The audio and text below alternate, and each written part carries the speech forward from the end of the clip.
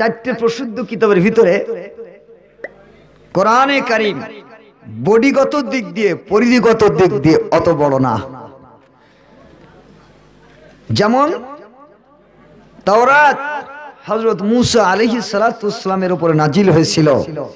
এই তাওরাত কিতাব হযরত মুসা আলাইহিস সালাতু ওয়াসসালামের হাতের 12 হাত লম্বা 8 হাত চওড়া। সুবহানাল্লাহ জোরে বলেন।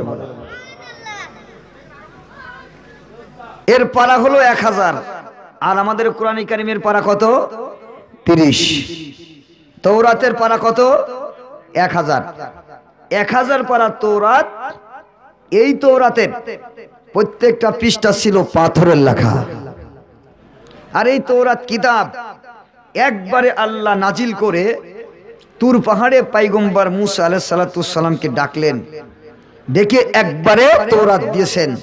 এই তাওরাত কিতাব এত ওয়েট, এত ওজন, এই কিতাবটা এক জায়গা থেকে আরেক জায়গায় বহন করে নিতে হলে ভাইজান সেই জামানার 70টা ঘোড়া লাগতো। সুবহানাল্লাহ জোরে বলেন। কিন্তু আমাদের কোরআন তো ছোট একটা বাচ্চাও কোলে করে নিতে পারে, ঠিক কি না? কোরআন কিন্তু তারপরেও আল্লাহ এই কোরআনে কারীমের কথা, কোরআনে কারীমের কথা আল্লাহ তাআলা কোরআনে কারীমে ইরশাদ করেছেন যে এ কোরআন ইন্না আরাদনাল আমানাতা আলাস সামাওয়াতি ওয়াল আরদ ওয়াল জিবাল। আল্লাহ বলেন আমি এ কোরআনে কারীম আসমান, জমিন, পাহাড়, পর্বত সব স্থানে আমি এই কোরআনকে নাজিল করার জন্য আমি তাদের কাছে প্রস্তাব প্রেরণ করছি। ফাআবাইনাহা আইয়াহমিলনাহা। তখন আল্লাহর কাছে সকলে কি বলছে? মুসলমান ভাইরা আমার, মুসলমান মায়েরা আমার, আসমানের কাজে আমার আল্লাহ রব্বুল আমিন এই কোরআনে কারীমকে আল্লাহ তাআলা নিয়ে যে বললেন, আসমান আমি তোমার উপরে আমার এই কোরআন নাজিল করতে চাই। আসমান আল্লাহকে ডেকে বললেন, ও মাবুদ মাওলা, না না না, আপনি যদি আপনার এই কোরআন আমার উপরে নাজিল করেন তাহলে পরে আমি আসমান ভেঙ্গে খামসুর হয়ে জমিনের ভিতরে পড়ে যাব। আল্লাহ রাব্বুল আমিনের পরে জমিনের কাছে যে বললেন, ও জমিন আমি তোমার কাছে এসেছি কারণ তুমি অনেক ওয়েট আর ক্ষমতা রাখো, তোমার অনেক ওজন, তোমার একটু অনেক ওয়েট। জমিনের ভিতরে কত বড় বড় পাহাড় আছে, হে জমিন তোমার উপরে কত বড় বড় বিল্ডিং আছে, তোমার উপরে সারা পৃথিবীর মানুষ ভর করে আছে, অনেক লম্বা লম্বা সুরম্ভ বিল্ডিং গুলা জমিনের ভিতরে আছে, পাহাড় আছে, পাথর আছে। সুতরাং জমিন রে, তোর উপরে আমার কোরআন নাজিল করব, তোমার সিদ্ধান্তটি আমার কাছে বলে দাও, তুমি আমার কোরআন বহন করতে পারবে কিনা? জমিন বলল, মাবুদ মাবুদ, না না না, আমি বড় শক্ত বড় মজবুত বটে, আমারে বানাইছো, কিন্তু মাওলা তুমি যদি আমার উপরে তোমার কোরআন নাজিল করিয়া দাও আমি আর জমিন থাকবো না, আমি জমিন একবার ভাঙচুর, আমি খামচুর হয়ে আমি ভেঙে খামচুর হব, শূন্য বিশূন্য হয়ে যাব। আমি তোমার কোরআনের ওয়েট বহন করার মতো ক্ষমতা আমার না। সুবহানাল্লাহ জোরে বলেন। আল্লাহ রাব্বুল আমিন এরপরে পাহাড়ের কাছে প্রস্তাব রাখলেন, এ পাহাড় পাহাড়, আসমানের কাছে গেলাম রে, জমিনের কাছে গেলাম, তারা অস্বীকার করলো আমার কোরআনে কারীম তারা বহন করার ক্ষমতা রাখে না, আমার এই কোরআনে কারীমের ওয়েট তারা বহন করার ক্ষমতা রাখে না রে পাহাড়। পাহাড়ে বল আমি আল্লাহ তোর উপরে আমার কোরআন নাজিল করতে চাই। পাহাড় আল্লাহকে ডেকে বলে, ও মাবুদ, না না না, আল্লাহ আমার উপরে তোমার কোরআন নাজিল করিও না। আমারে যদিও তুমি মজবুত করে বানাইছো, শক্ত করে বানাইছো মাওলা, তারপর আমি পাহাড়ের উপরে যদি তোমার কোরআন নাজিল হয়, তাহলে পরে আমি পাহাড় আল্লাহর জমিনের ভিতরে, তোমার জমিনের ভিতরে আমি একেবারে শূন্য বিশূন্য হয়ে যাব। ওরে মাবুদ, তুমি আমার উপরে কোরআন নাজিল করো না। আল্লাহ রাব্বুল আমিন সব মার্কেট যাচাই করার মালিক। আল্লাহর কোরআন যখন কেউ নিতে পারলো না, আল্লাহ রাব্বুল আমিন শেষ পর্যন্ত মানুষের কাছে দিল। ওয়া হামালাহাল ইনসান ইন্নাহু কানা যালুমান জাহুলা। আল্লাহ রাব্বুল আমিন বলেন, তখন আমি এই কোরআন শরীফ নিয়ে মানুষের কাছে নাজিল করলাম, মানুষের কাছে প্রস্তাব রাখলাম। এই মানুষ কোরআনে কারীম বহন করার জন্য রেডি হয়ে গেল, বুঝতো না, আগে পিছে চিন্তা ভাবনা করলো না। আল্লাহর কোরআন বাইজান নেবার জন্য রেডি হয়ে গেল। আল্লাহ মানুষকে গালি দিয়ে বলে যালুমান জাহুলা, এরা নিজের উপর নিজে জুলুম করলো। আল্লাহু আকবার, এরা কত বড় জাহেল, এরা কত বড় মূর্খ, এরা বোঝে না আমি আল্লাহর এত বড় ওইটালা কোরআন তারা নিয়ে নিল। জোরে জোরে বলেন মারহাবা। মুসলমান ভাইরা নিয়ে আমার, সারা পৃথিবীর ভিতরে 104 খানা কিতাব, অন্য ধর্মের কিতাবগুলি আছে, তাওরাত, জবুর, ইনজিল। এই কিতাবগুলি আল্লাহর জমিনের ভিতরে ছিল ভাইয়ান। আল্লাহ রাব্বুল আমিনের এই কিতাবগুলি ওই শিবানী যাদের উপরে আসছিল, কিন্তু এই সমস্ত কিতাবের ভিতরে পরিবর্তন হয়েছে। কিন্তু বুঝে থাকলে বলুন, আল্লাহর কোরআন যেটা সমস্ত কিতাবের কিতাব, যে কোরআন সর্বশ্রেষ্ঠ কোরআন, সর্বশ্রেষ্ঠ কিতাব, এই কিতাবের একটা অক্ষর, একটা নুক্তাও পরিবর্তন হয় নাই। আল্লাহ বলেন কিয়ামতের আগ পর্যন্ত আমার কোরআনের একটা নুক্তা পরিবর্তন করার ক্ষমতা কারো নাই। নাহনু নাযালনা যিকরা ওয়া ইন্না লাহু লাহাফিজুন। মুসলমান ভাইরা আমার, আল্লাহ ঘোষণা দিয়ে দিলেন এই কোরআনে কারীমের কোন নুক্তা পরিবর্তন হবে না, হরফ পরিবর্তন হবে না।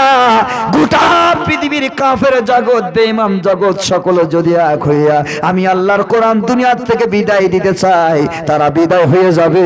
আবু জেহেল যেমন বিদায় হয়েছে, নমরুদ বিদায় হয়েছে, সাদ্দাত বিদায় হয়েছে, ফিরআউন, বেঈমান, হামান, সাদ্দাত সকলে বিদায় হয়েছে, সবাই চলে যাবে।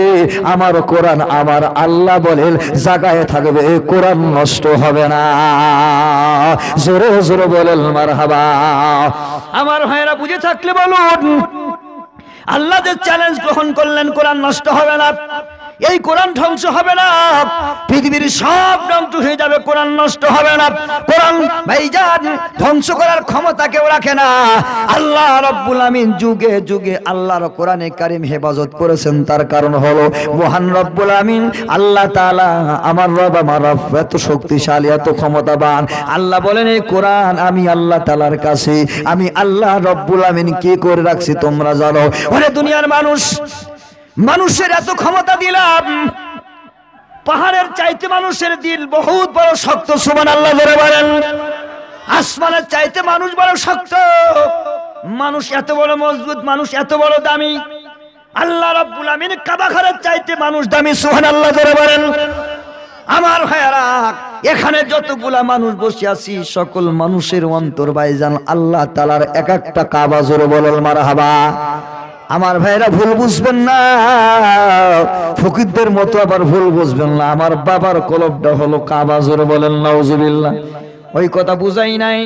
আল্লাহ রাব্বুল আমিন বলেন দুনিয়ার মানুষ, আল্লাহু আকবার, এই কোরআন এত বড় ওইটা কোরআন, এরপরও ভাইজান মানুষ বহন করার জন্য রেডি হয়ে গেল।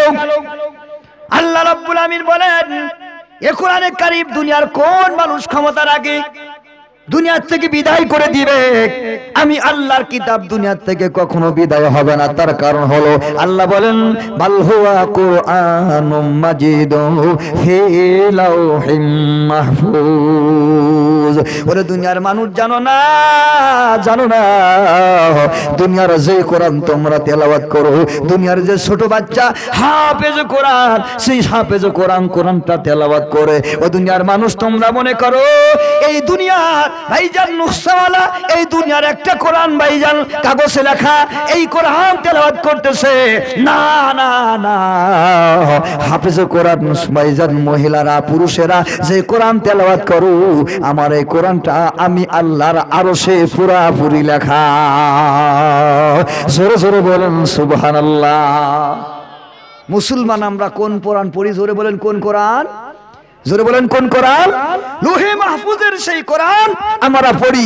আল্লাহ বলেন যে কোরআন লোহে মাহফুজে সংরক্ষিত আছে, এই কোরআন পৃথিবীর কোন রাজা বাদশা, এই পৃথিবীর কোন মানুষ এই কোরআনকে বিদায় দেওয়ার ক্ষমতা রাখে না।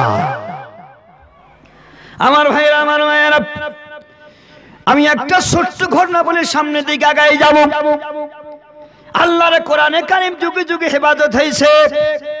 আল্লাহ তাআলা কাফের বেদিন বেঈমান অনেক সময় দেখা যাবে আল্লাহ কোরআন বিদায় করার জন্য ভাইজানরে উঠে পড়ে লাগবে। আল্লাহ তার মধ্যে এমন কিছু মানুষকে আল্লাহ তাআলা ফিট করে দিবেন, রেডি করে রাখবেন। আল্লাহ তাদের দ্বারা আল্লাহর কোরআনে কারীমকে হেফাজত করবেন। জোরে জোরে বলেন মারহাবা। আমার ভাইরা, আমার মায়েরা, আল্লাহ রাব্বুল আমিন যুগে যুগে কোরআন হেফাজত করেছেন। এজন্য আসুন যে ভারতবর্ষের ভিতরে আল্লাহ রাব্বুল আমিন ইলমের চর্চা ঘটিয়েছিল, কোরআনে কারীমের এবং হাদিসের ভাইজান মার্কাজ দারুল উলুম দেওবন্দ ভাইজান এখনো দিল্লি শহরের ভিতরে সেটা আছে ভাইজান। ও ভাই, এই দারুল উলুম দেওবন্দ মাদ্রাসার সবচেয়ে বড় ভাইজান তৎকালীন জামানার আল্লাহর ওলি আব্দুল হক মুহাদ্দিস দেহলভী রহমাতুল্লাহি আলাইহি, এত বড় জবরদস্ত আলেম হাদিস বিশারদ বাবা আব্দুল হক মুহাদ্দিস দেহলভী রহমাতুল্লাহি আলাইহি সারা পৃথিবীর ভিতরে জগৎ বাস একজন আলেম। আমার ভাইরা, যত মানুষ আমরা হাদিস পড়েছি সকলের হাদিসের সনদার সূত্র যাইয়া শাহ আব্দুল হক মুহাদ্দিস দেহলভী পর্যন্ত পৌঁছাইছে, এরপরে ওনার থেকে নবী পর্যন্ত পৌঁছাবে। জোরে বলেন মারহাবা। শাহ আব্দুল হক মুহাদ্দিস দেহলভী রহমাতুল্লাহি আলাইহি বাড়ির ভিতরে বসা কোরআন তেলাওয়াত করতেছেন। আমার ভাইরা, আমার ভাইরা, এমন সময় দিল্লি শহরের ভিতরে একটা গুজব ছড়ায় গেল। দিল্লি শহরের ভিতরে ভাইজান একটা কথা রটে গেল, চতুর্দিকে হইহিল্লা শুরু হয়ে গেল। ভাইজান খ্রিস্টানরা তার হাতের ভিতরে তালি দিয়া তার আমোদ প্রমোদ করতে লাগলো, আনন্দ উল্লাস করতে লাগলো, আর বলতে লাগলো ভাইজান মুসলমান আজকে মরেছে, মুসলমানের ধর্মগ্রন্থ আজকে শেষ হয়ে যাবে, ভারতবর্ষের ভিতরে কোনো মুসলমানের ঠাঁই নাই, মুসলমান আর থাকতে পারবে না। কারণটা কি? কয় দিল্লি শহরের ভিতরে একজন খ্রিস্টানের সন্তান তার বাইবেল হাতে করে নিয়ে এমন চ্যালেঞ্জ গ্রহণ করেছে, এমন চ্যালেঞ্জ ঘোষণা করেছে। কয় কি চ্যালেঞ্জ করেছে? কয় তাদের ধর্মগ্রন্থ ভাইজান বাইবেল নিয়ে বুকে করে এনে বিশাল দিল্লি শহরের মাঝখানে দাঁড়ায়া এমন ঘোষণা দিয়ে দিল, কয় মুসলমানের কোন সন্তান আছো, তোমাদের কোরআনে কারীম নিয়ে আসো, আজকে দেখতে চাই তোমাদের ধর্মগ্রন্থ কোরআন সত্য নাকি আমাদের বাইবেল সত্য, এটা আমরা প্রমাণ করতে চাই। কি দিয়ে প্রমাণ করবে? বিশাল বড় আগুনের কুণ্ড বানায়া কাষ্ঠ দিয়া কাষ্ঠের ভিতরে ভাইজান পেট্রোল ঢেলে দিয়ে আগুন জ্বেলে দিল, দাউ দাউ করে আগুন জ্বলতে লাগলো। এই আগুনের ভাইজান চতুর্পাশে ইহুদি নাসারা বেঈমান খ্রিস্টান সকলে জমা হয়ে গেল। হাজার হাজার মানুষ দাঁড়ালো, সবাই দাঁড়িয়ে আছে।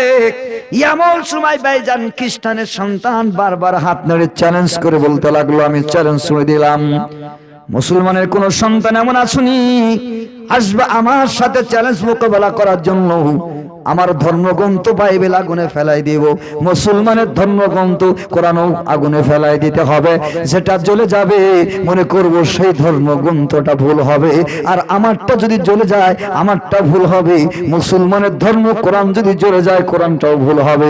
আসো এই চ্যালেঞ্জের মোকাবেলা কে করতে রাজি আছো? গোটা দিল্লি শহর থমথম হয়ে গেল, কোনো আওয়াজ নাই, মুসলমানের পক্ষ থেকে কোনো আওয়াজ নাই।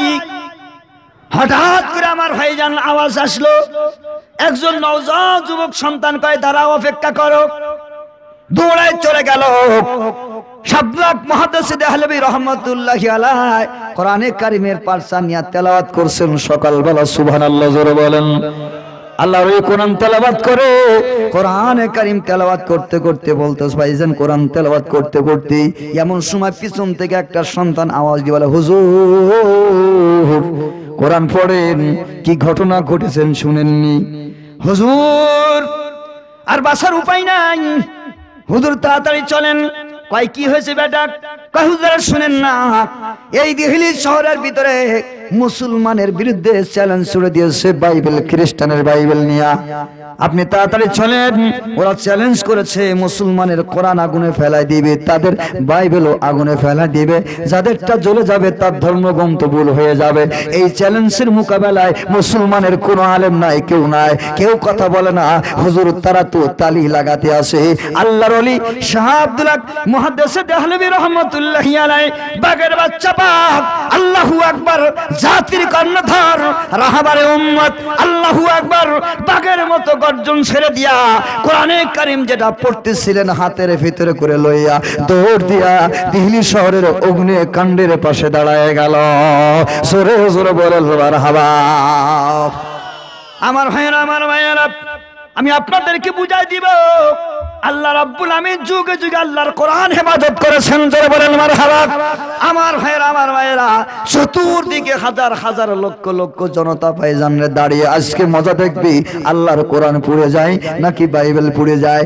আমার ভাইয়েরা, যখন শুরু হলো দুইজন লোক ঠিক করা হলো, কয় মাঝখান দাঁড়ায়া 1 2 3 বলবে, এরপরে ভাইজান কোরআন আর বাইবেল ফেলায় দেওয়া হবে। খ্রিস্টানের সন্তানকে বলতে লাগলো, হে খ্রিস্টানের সন্তান, আব্দুল হক মুহাদ্দিস দেহলভী চ্যালেঞ্জ করে বলে, ওরে খ্রিস্টানের বাচ্চা, তুমি আমার কোরআনে কারীমের সাথে চ্যালেঞ্জ গ্রহণ করেছো, আমার কোরআনে কারীম যদি আগুনের ভিতরে ফেলায় দেওয়া হয় তুমি নাকি বলছো আল্লাহর কোরআন যদি জ্বলে যায় তাহলে পরে এই কোরআন ভুল হবে, আর তোমার বাইবেল যদি জ্বলে যায় তাহলে বাইবেল ভুল হবে। আমি এই চ্যালেঞ্জ গ্রহণ করে নিলাম। আল্লাহু আকবার জোরে বলেন, আরো জোরে বলেন আল্লাহু আকবার। দেখা যাক, আমি আপনাদেরকে দেখাবো, যদি আপনারা ধৈর্য ধারণ করেন, রাজি আছেন তো ইনশাআল্লাহ? ভাইজান এই চ্যালেঞ্জ ভাইজান দেখে যেতেই হবে, আল্লাহর কোরআন বিজয় হয় নাকি খ্রিস্টানের বাইবেল বিজয় হয়। মাঝখান দিয়ে দাও দাও করে আগুন জ্বলে, গোটা শহর বাইজান আগুন, আগুনের বাইজান আওয়াজ, আল্লাহু আকবার। এত জোরে আগুন জ্বলতেছে, অগ্নিকুণ্ড বাইজান দাও দাও করে উপরের দিকে ওঠে। এত অগ্নিকুণ্ডর বাইজান আগুন, অনেক দূর থেকে মানুষ তাকায় তাকায় দেখে। খ্রিস্টানের সন্তান দাঁড়ানো একদিকে, মুসলমানের সন্তান বাম সাইডে দাঁড়ানো, শাবলাক মুহাদ্দিস দেহলভী রাহমাতুল্লাহ দাঁড়ানো। অল্প কিছুক্ষণের ভিতরে কোরআন ফেলায় দিবে, বাইবেল ফেলায় দিবে। কার ধর্মগ্রন্থ তো জ্বলবে আর কারটা জ্বলবে না, এটার ভাইজান এটার মাধ্যমে পরীক্ষা হবে আল্লাহর কোরআনে কারীম সত্য নাকি অন্য ধর্মের বাইবেল সত্য। আজকে আমরা পরীক্ষা করব। জোরে জোরে বলেন সুবহানাল্লাহ। কি বলেন? আউযু বিল্লাহি মিনাশ শাইতানির রাজিম। বিসমিল্লাহির রাহমানির রাহিম। আর-রহমান আল্লামাল কুরআন খালাকাল ইনসান আল্লামাহুল বায়ান। জোরে বলেন মারহাবা। আমি সূরাতুর রহমান থেকে আপনাদের সামনে কয়েকটি আয়াত তেলাওয়াত করেছি। আল্লাহ যদি তৌফিক দান করে এই আয়াতের সম্পর্কে কিছু তাফসীর করে আপনাদের কাছ থেকে বিদায় নেব ইনশাআল্লাহ। সূরাতুর রহমান এমন একটি সূরা যে সূরাটা গোটা কোরআনে কারীমের ভিতরে জাতীয় সঙ্গীত বলা হয়। সুবহানাল্লাহ জোরে বলেন। আল্লাহ তাআলা নিজে এই সূরাটি তেলাওয়াত করবেন হাসরের ময়দানে। সেদিন আমি আপনি সারা পৃথিবীর মানুষ যারা কোরআনের পাগল, যারা কোরআনের জন্য পাগল, কোরআনের মহব্বত যাদের সিনে আছে, যারা কোরআনকে ভালোবাসে, এই সকল মানুষগুলি সেদিন এই মাহফিলে থাকবে। সুবহানাল্লাহ জোরে বলেন। আপনারা থাকতে রাজি আছেন তো ইনশাআল্লাহ? কারা কারা আছেন হাত তুলে দেখান তো। নারায়ে তাকবীর। হাত নামান। আলহামদুলিল্লাহ, আল্লাহর কোরআনে কারিমের সেই মাহফিলে আল্লাহ সূরাতুর রহমান এ জাতীয় সঙ্গীত আল্লাহ তেলাওয়াত করে শোনাবেন। আলহামদুলিল্লাহ। এই সূরাতুর রহমানটা কেন নাজিল হলো, এর প্রেক্ষাপট বা শানে নুজুলটা জেনে আমরা সামনের দিকে আগাবো। আল্লাহ রাব্বুল আমিন, আল্লাহ পয়গম্বর রাহমাতুল লিল আলামিন মুহাম্মদ রাসূলুল্লাহ সাল্লাল্লাহু আলাইহি ওয়াসাল্লামের উপরে আল্লাহ তাআলা কোরআনে কারীম নাজিল করে দিলেন। আল্লাহর পয়গম্বর মক্কার মানুষের দ্বারে দ্বারে, মক্কার মানুষের দুয়ারে দুয়ারে যায়া কয়, মক্কার মানুষ, হে দুনিয়ার কাফের বেঈমানেরা, তোমরা আর মাটির মূর্তির পূজা করো না, তোমাদের এক আল্লাহ ওই রবের পূজা করো, যে আল্লাহ তোমাকে সৃষ্টি করেছে, যে রব তোমাকে সৃষ্টি করেছে, ওই রব ওই আল্লাহ তাআলার পূজা করো, এক আল্লাহর পূজা করো। এই কথা বলার পরে অনেকদিন পর্যন্ত দাওয়াত দিতে দিতে আল্লাহর পয়গম্বর মানুষদেরকে দাওয়াত দিতে লাগলেন। আমার ভাইয়ারা, কিছু মানুষ মক্কার ভিতরে আল্লাহর পয়গম্বরের দাওয়াত গ্রহণ করলো, কিছু মানুষ গ্রহণ করলো না। মুসলিম কয়েকজন মানুষ ইসলাম গ্রহণ করে দাওয়াতটা কবুল করলো, বাকি বেঈমান আবু জেহেল, উতবা, সাইবা, কাফেররা সহ আল্লাহর পয়গম্বরের দাওয়াত তারা গ্রহণ করে না। আল্লাহর পয়গম্বর এইভাবে কিছুদিন মক্কার ভিতরে দাওয়াত দেওয়ার পরে এরপর ভাইজান আল্লাহ রাব্বুল আমিন কোরআনে কারীমের একটি আয়াত নাজিল করেন। ওই আয়াতটি আপনাদের সামনে তেলাওয়াত করব না, যদিও আয়াতটি তেলাওয়াত করে সিজদায় ভাইজান তেলাওয়াত ওয়াজিব হবে, এইজন্য আমি তার অর্থটা বলবো। আল্লাহ তাআলা বলেন, তোমরা রহমানের নামে সিজদা লাগাও, রহমানের সিজদা করো, জোরে জোরে বলেন মারহাবা। রহমানের সিজদা করো, এই কথা যখন বলেছে আবু জেহেল, উতবা, সাইবা ভাইজান রে, তখন তারা বড় বড় মক্কার ভাইজান কাফের লিডাররা বলতে লাগলো, মুহাম্মদের মাথা খারাপ হয়ে গেছে, মুহাম্মদের কথার ভিতরে সবরদি, মুহাম্মদ সেদিন কয়েকদিন আগেই আমাদেরকে বলেছে, এ মক্কার কাফেররা লেতারা ও লিডারেরা, শোনো, মুহাম্মদ আজকে ধরা পড়ে গেছে। নাউজুবিল্লাহ, জোরে বলেন। কেন? মুহাম্মদ কিছুদিন পূর্বে আমাদের কাছে বলেছে যে মুহাম্মদ আল্লাহ এক আল্লাহর পূজা করো, তোমরা আল্লাহর কালাম পড়ো, আল্লাহর কালিমা পড়ো, ওই আল্লাহর পূজা করো। আজকে আবার মুহাম্মদ আমাদের কাছে বলতেছে, মুহাম্মদ বলতেছে রহমানের পূজা করো। মার রহমান, মুহাম্মদের মাথা কি খারাপ হয়ে গেল? মুহাম্মদের রব কয়টা হলো? একটা হলো আল্লাহ, আজকে আবার বলে রহমানের পূজা করো। তাহলে আল্লাহ হলো কয়টা? একটা হলো আল্লাহ আর একটা হলো রহমান। তাহলে মুহাম্মদের খোদা কয়টা? জোরে বলেন, দুইটা। কত বড় মূর্খ, কত বড় জাহেল, ভালো করে বসেন।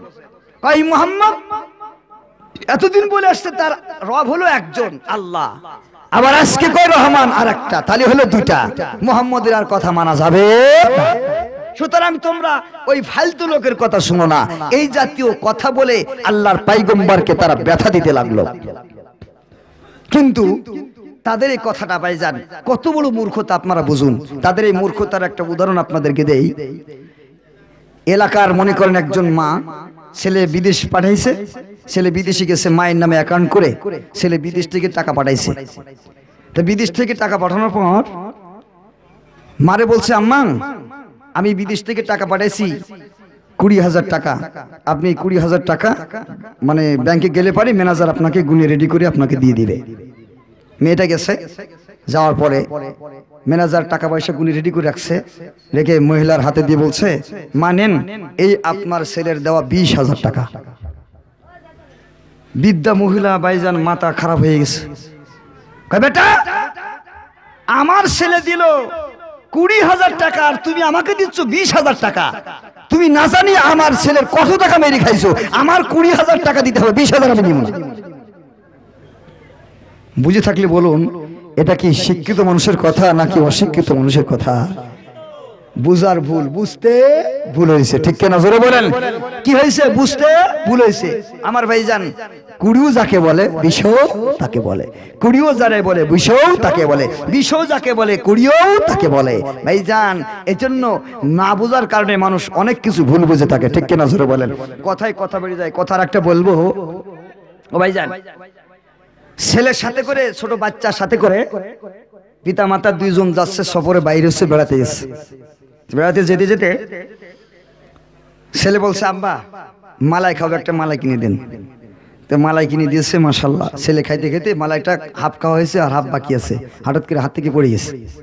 যেই পড়ে গেছে ধুলা লেগে গেছে, ছেলে বাচ্চা মানুষ মালাইটারে উঠায়া গায়ের সাথে মুছে ভাইজান রে প্যান্টের সাথে মুছেও খাওয়ার জন্য রেডি। বাপ বলতেছে না তুমি ফেলে দাও, ওটা খাতি হবে না, ওটা যেটা পড়ে যায় ওটার উঠাতে নেই, ওটা ফেলে দিতে হয়, ওটা নিতে হবে না। ছেলে বাবার কথা শুনে মাশাআল্লাহ খুব খুশি, চলে যাচ্ছে, আর খাবে না, মালাই পরে একটা কিনে দেবো। সামনে হাঁটতে হাঁটতে যাতে যাতে ভাই একটা খাল পার হতে যে পিছল একটা কাদাযুক্ত স্থান, ওই জায়গায় যাইয়া হঠাৎ করে ওনার স্ত্রী পা পিছলে পড়ে গেছে, গায়ে কাদা লেগে গেছে।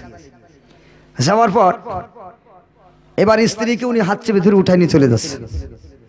তা ছেলে বলতেছে আব্বু আব্বু আব্বু উঠেন না উঠেন না উঠেন না, কয় কেন? ওটাতে কাদা লেগে গেছে, ওটা উঠে নিতে হবে না, কাদা লেগে গেছে।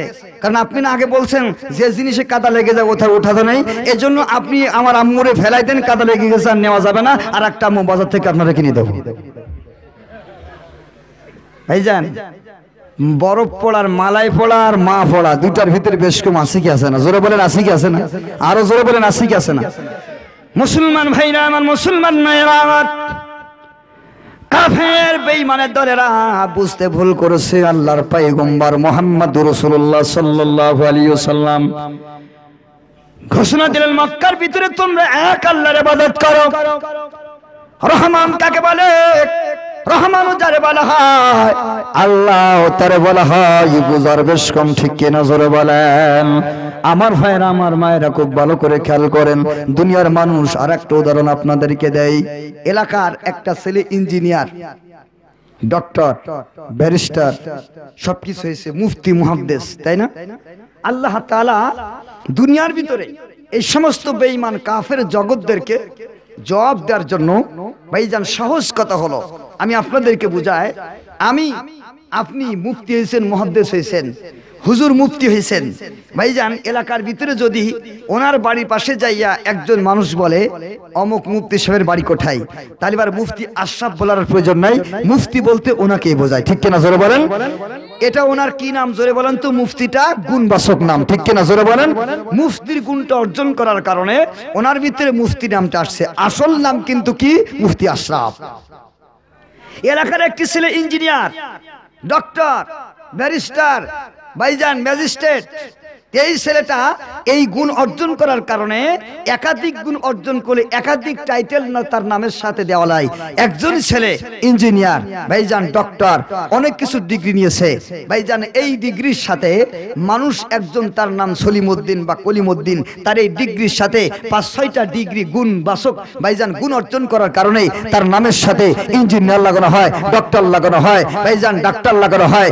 এই জাতীয় মানুষ এইভাবে মানুষ, একজন মানুষ কিন্তু তার নামের টাইটেল অনেকগুলো হতে পারে। আমার আল্লাহ তাআলা এমন গুণের গুণান্বিত সেই মহান মালিক, উনি ভাইজান আল্লাহ নামে এক আল্লাহর নাম, এই নাম ছাড়া আল্লাহর কি আরো টাইটেল নাম নিতে পারে না? জোরে বলেন পারে কি পারে না? দুনিয়ার মানুষ যে টাইটেল গুলি দেয়, যে গুণবাচক, যে গুণের কারণে তার টাইটেল দেওয়া হয়েছে, এই গুণের ভিতরে বিন্দু পরিমাণ থাকলেও খায়দা আছে, ঠিক কিনা জোরে বলেন? হয়তো তার গুণের সাথে তার ডিগ্রির সাথে মিল নাই, মুফতি কিন্তু ফতোয়া দেয় উল্টা পাল্টা, 3 তালাক দিয়ে দিয়েছে ভাইজান, এখন ইদ্যত পালন করে না, আর একজনের সাথে বিয়ে করে দিয়েছে, এরকম হুজুর আছে কি আছে না জোরে বলেন? অনেক কাজী আছে, 3 তালাক মেরে দিয়েছে, হেলা করা লাগবে না, বউটা নিয়ে যা, সারা জীবন হালাল হারাম খা, ঠিক কিনা জোরে বলেন? তো যাই হোক আমার ভাইরা, বলতেছিলাম এ ভাই খুব ভালো করে খেয়াল করেন। তো যাই হোক, এবার একজন মানুষ যদি দুনিয়ার ভিতরে যে গুণ অর্জন করছে, ডাক্তার, বাংলাদেশের গ্রাম অঞ্চলে অনেক ডাক্তার আছে, হাতুড়ি ডাক্তার, ভাইজান এক চিকিৎসা দিতে গিয়ে আর এক চিকিৎসা দিয়ে মানুষই মেরে ফেলায়, তারপরে ওকে ডাক্তার বলা হয়, ঠিক না জোরে বলেন?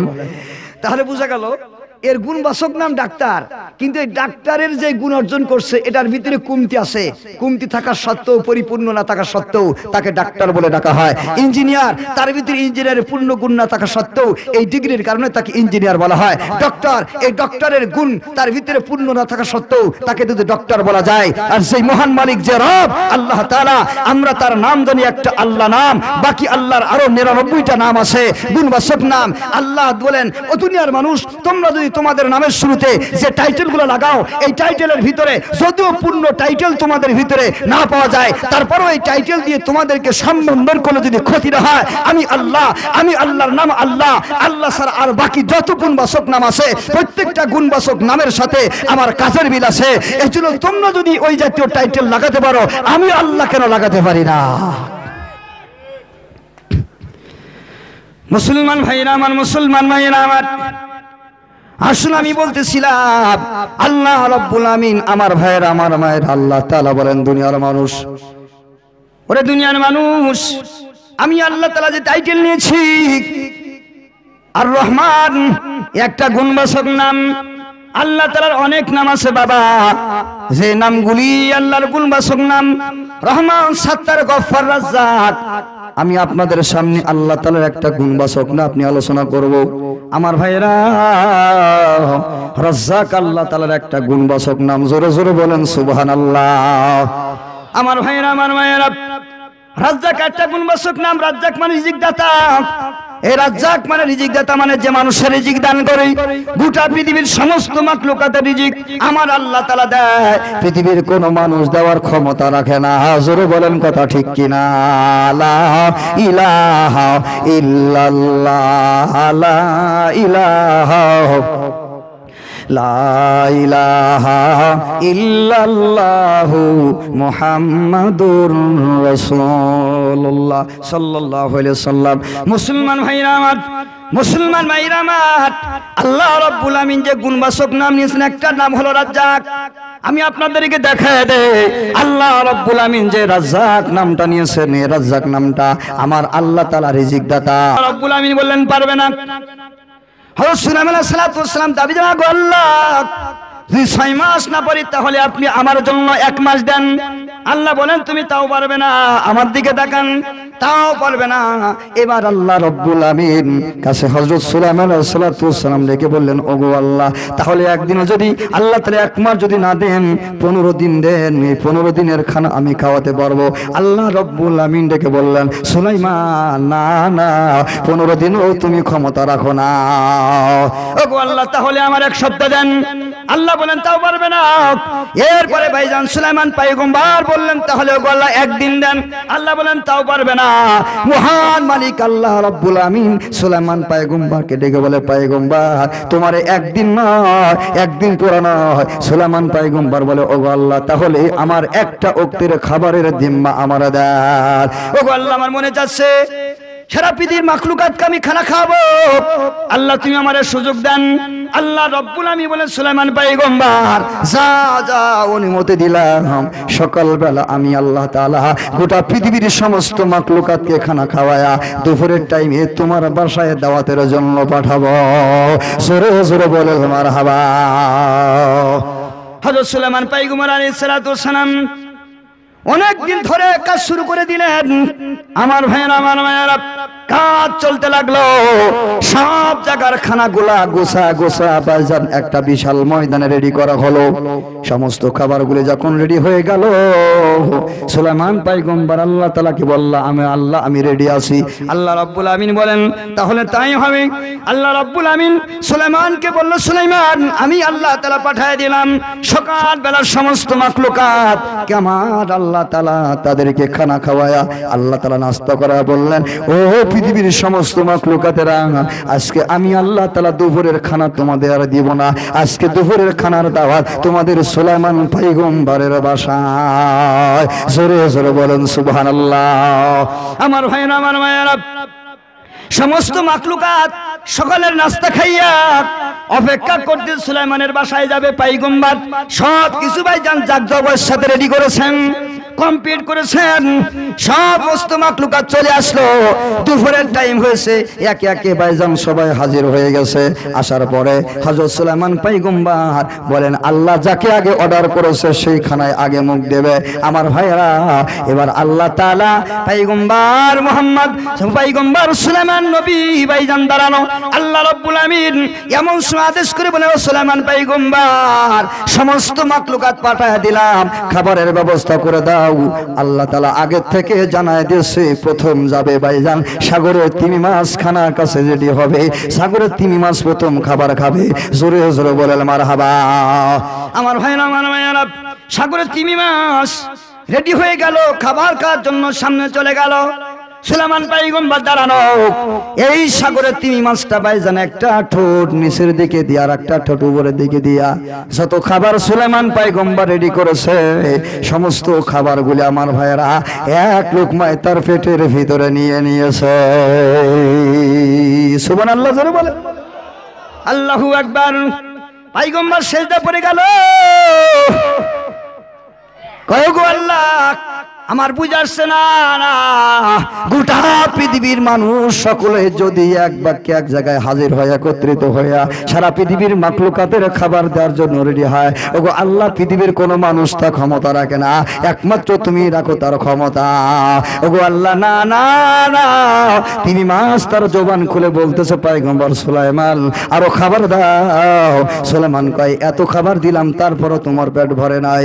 এবার এই জানলে মাছ কয় শোনো, তিমি মাছ বলে সুলাইমান পয়গম্বর আপনি জানেন না আজকে সকালবেলা যে পরিমাণ খাবার আপনি আমার দিয়েছেন, আজ কেবলমাত্র সকালবেলা আমার আল্লাহ তাআলা ওই পরিমাণ খাবার দিয়ে আমার আল্লাহ সাগরের মাছ দিয়া আমারে নাস্তা করাইছে। জোরে জোরে বলেন মারহাবা। আমার খাবার এতটুকু নয়, আরো খাবার লাগবে, তাড়াতাড়ি ব্যবস্থা করিয়া দাও। সুলাইমান পয়গম্বর বললেন গো হে তিমি মাছ শোনো রে মাছ, আমার সম্ভব নয়, আমি আল্লাহর কাছে ক্ষমা চাইছি। আমার ভাইরা আমার ভাইরা, এই জন্য আল্লাহ রাব্বুল আমিন বলেন ওরে দুনিয়ার মানুষ, পৃথিবীর কোনো মানুষের ক্ষমতা নাই সারা পৃথিবীর মানুষের রিজিক বাইজান দেওয়া। এই জন্য আল্লাহ তাআলা কয় আমি আল্লাহ রিজিক দাতা। দেখো গোটা পৃথিবীর ভিতরে যত মাখলুকাত আছে সমস্ত মাখলুকাত জায়গায় জায়গায় তাদের খানা পৌঁছায় যায়। জোরে জোরে বলেন মারহাবা। আল্লাহু আকবার।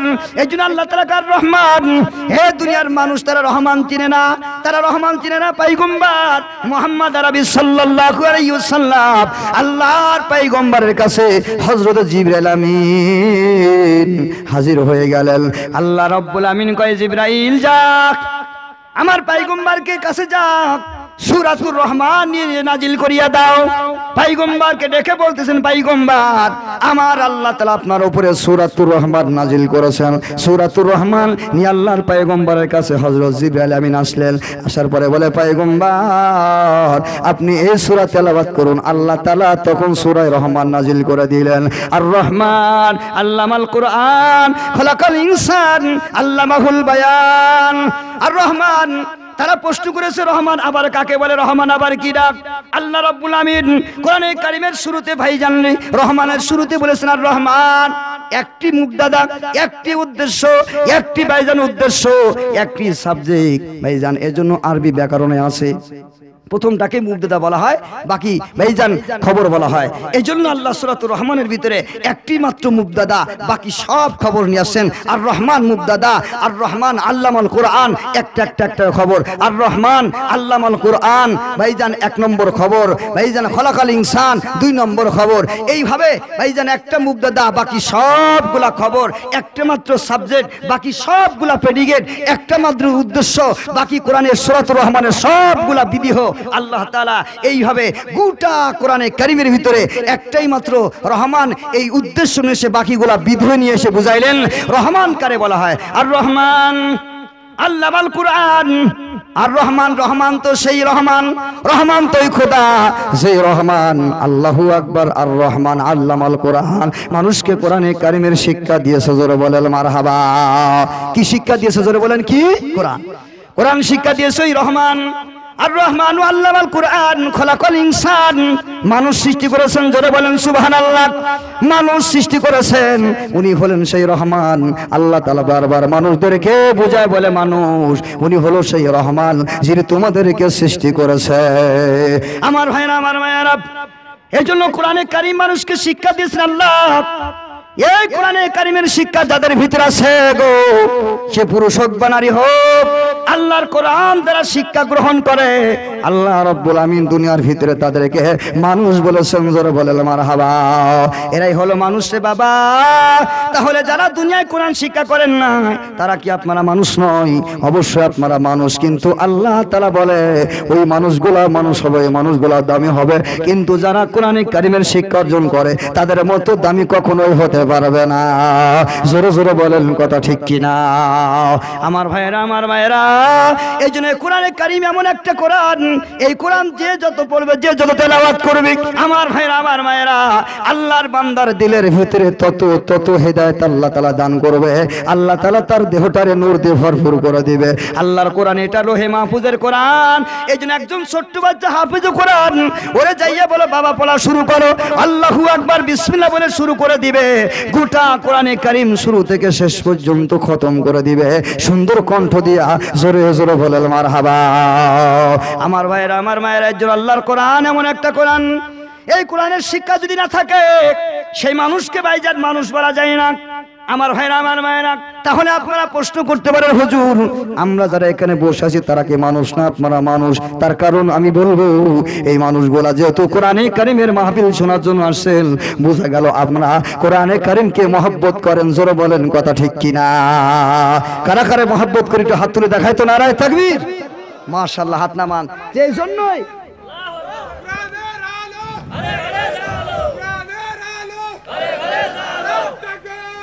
এই জন্য বোঝা গেল আল্লাহ তাআলা আমাকে আপনাকে কোরআনের মাহফিলে নিয়ে আসছে। জোরে বলেন কথা ঠিক কিনা? তাহলে আপনারাও মানুষ, আল্লাহর কোরআনে কারিমকে মহব্বত করেছেন, এজন্য আপনারা কোরআন না পড়লেও আপনারা কোরআনের সংরক্ষণ করার জন্য যে চেষ্টার মেহনত করেন, কোরআনে কারিম দুনিয়ার ভিতরে টিকে থাক, এই জন্য আলিম উলামার পিছে পিছে ঘোরেন, কোরআনকে মহব্বত করেন। আল্লাহ বলেন এরাও আমার কোরআনের ছাত্রের সহযোগী হিসাবে, এই কোরআনের আলেম, কোরআনের হাফেজ এরা যদি জান্নাতে যায়, দুনিয়ার সমস্ত মানুষ যারা কোরআনকে মহব্বত করে এরাও আল্লাহর জান্নাতে যাবে। মুসলমান ভাইরা আমার, মুসলমান মায়েরা আমার, আল্লাহ রাব্বুল আমিন এই কোরআনে কারীম আল্লাহু আকবার যার দিলের ভিতরে ঢুকছে সেই মানুষ কখনো সন্ত্রাস হবে না, গেজা খাবে না, লুচ্চা হবে না। আমার ভাইরা, আমার মায়েরা, কোরআনে কারীম এমন একটা ধর্মগ্রন্থ, এটা একটা এমন তো জ্বলন্ত ম্যাগনেট। আমার ভাই, কোরআনে কারীম যাদের সিনার ভিতরে আছে তারাই জানে আল্লাহ তাআলা কোরআনে কারীমের তেলাওয়াতের বদলতে মানুষের দিলের ভিতরে আকর্ষণ সৃষ্টি করিয়া দেয়।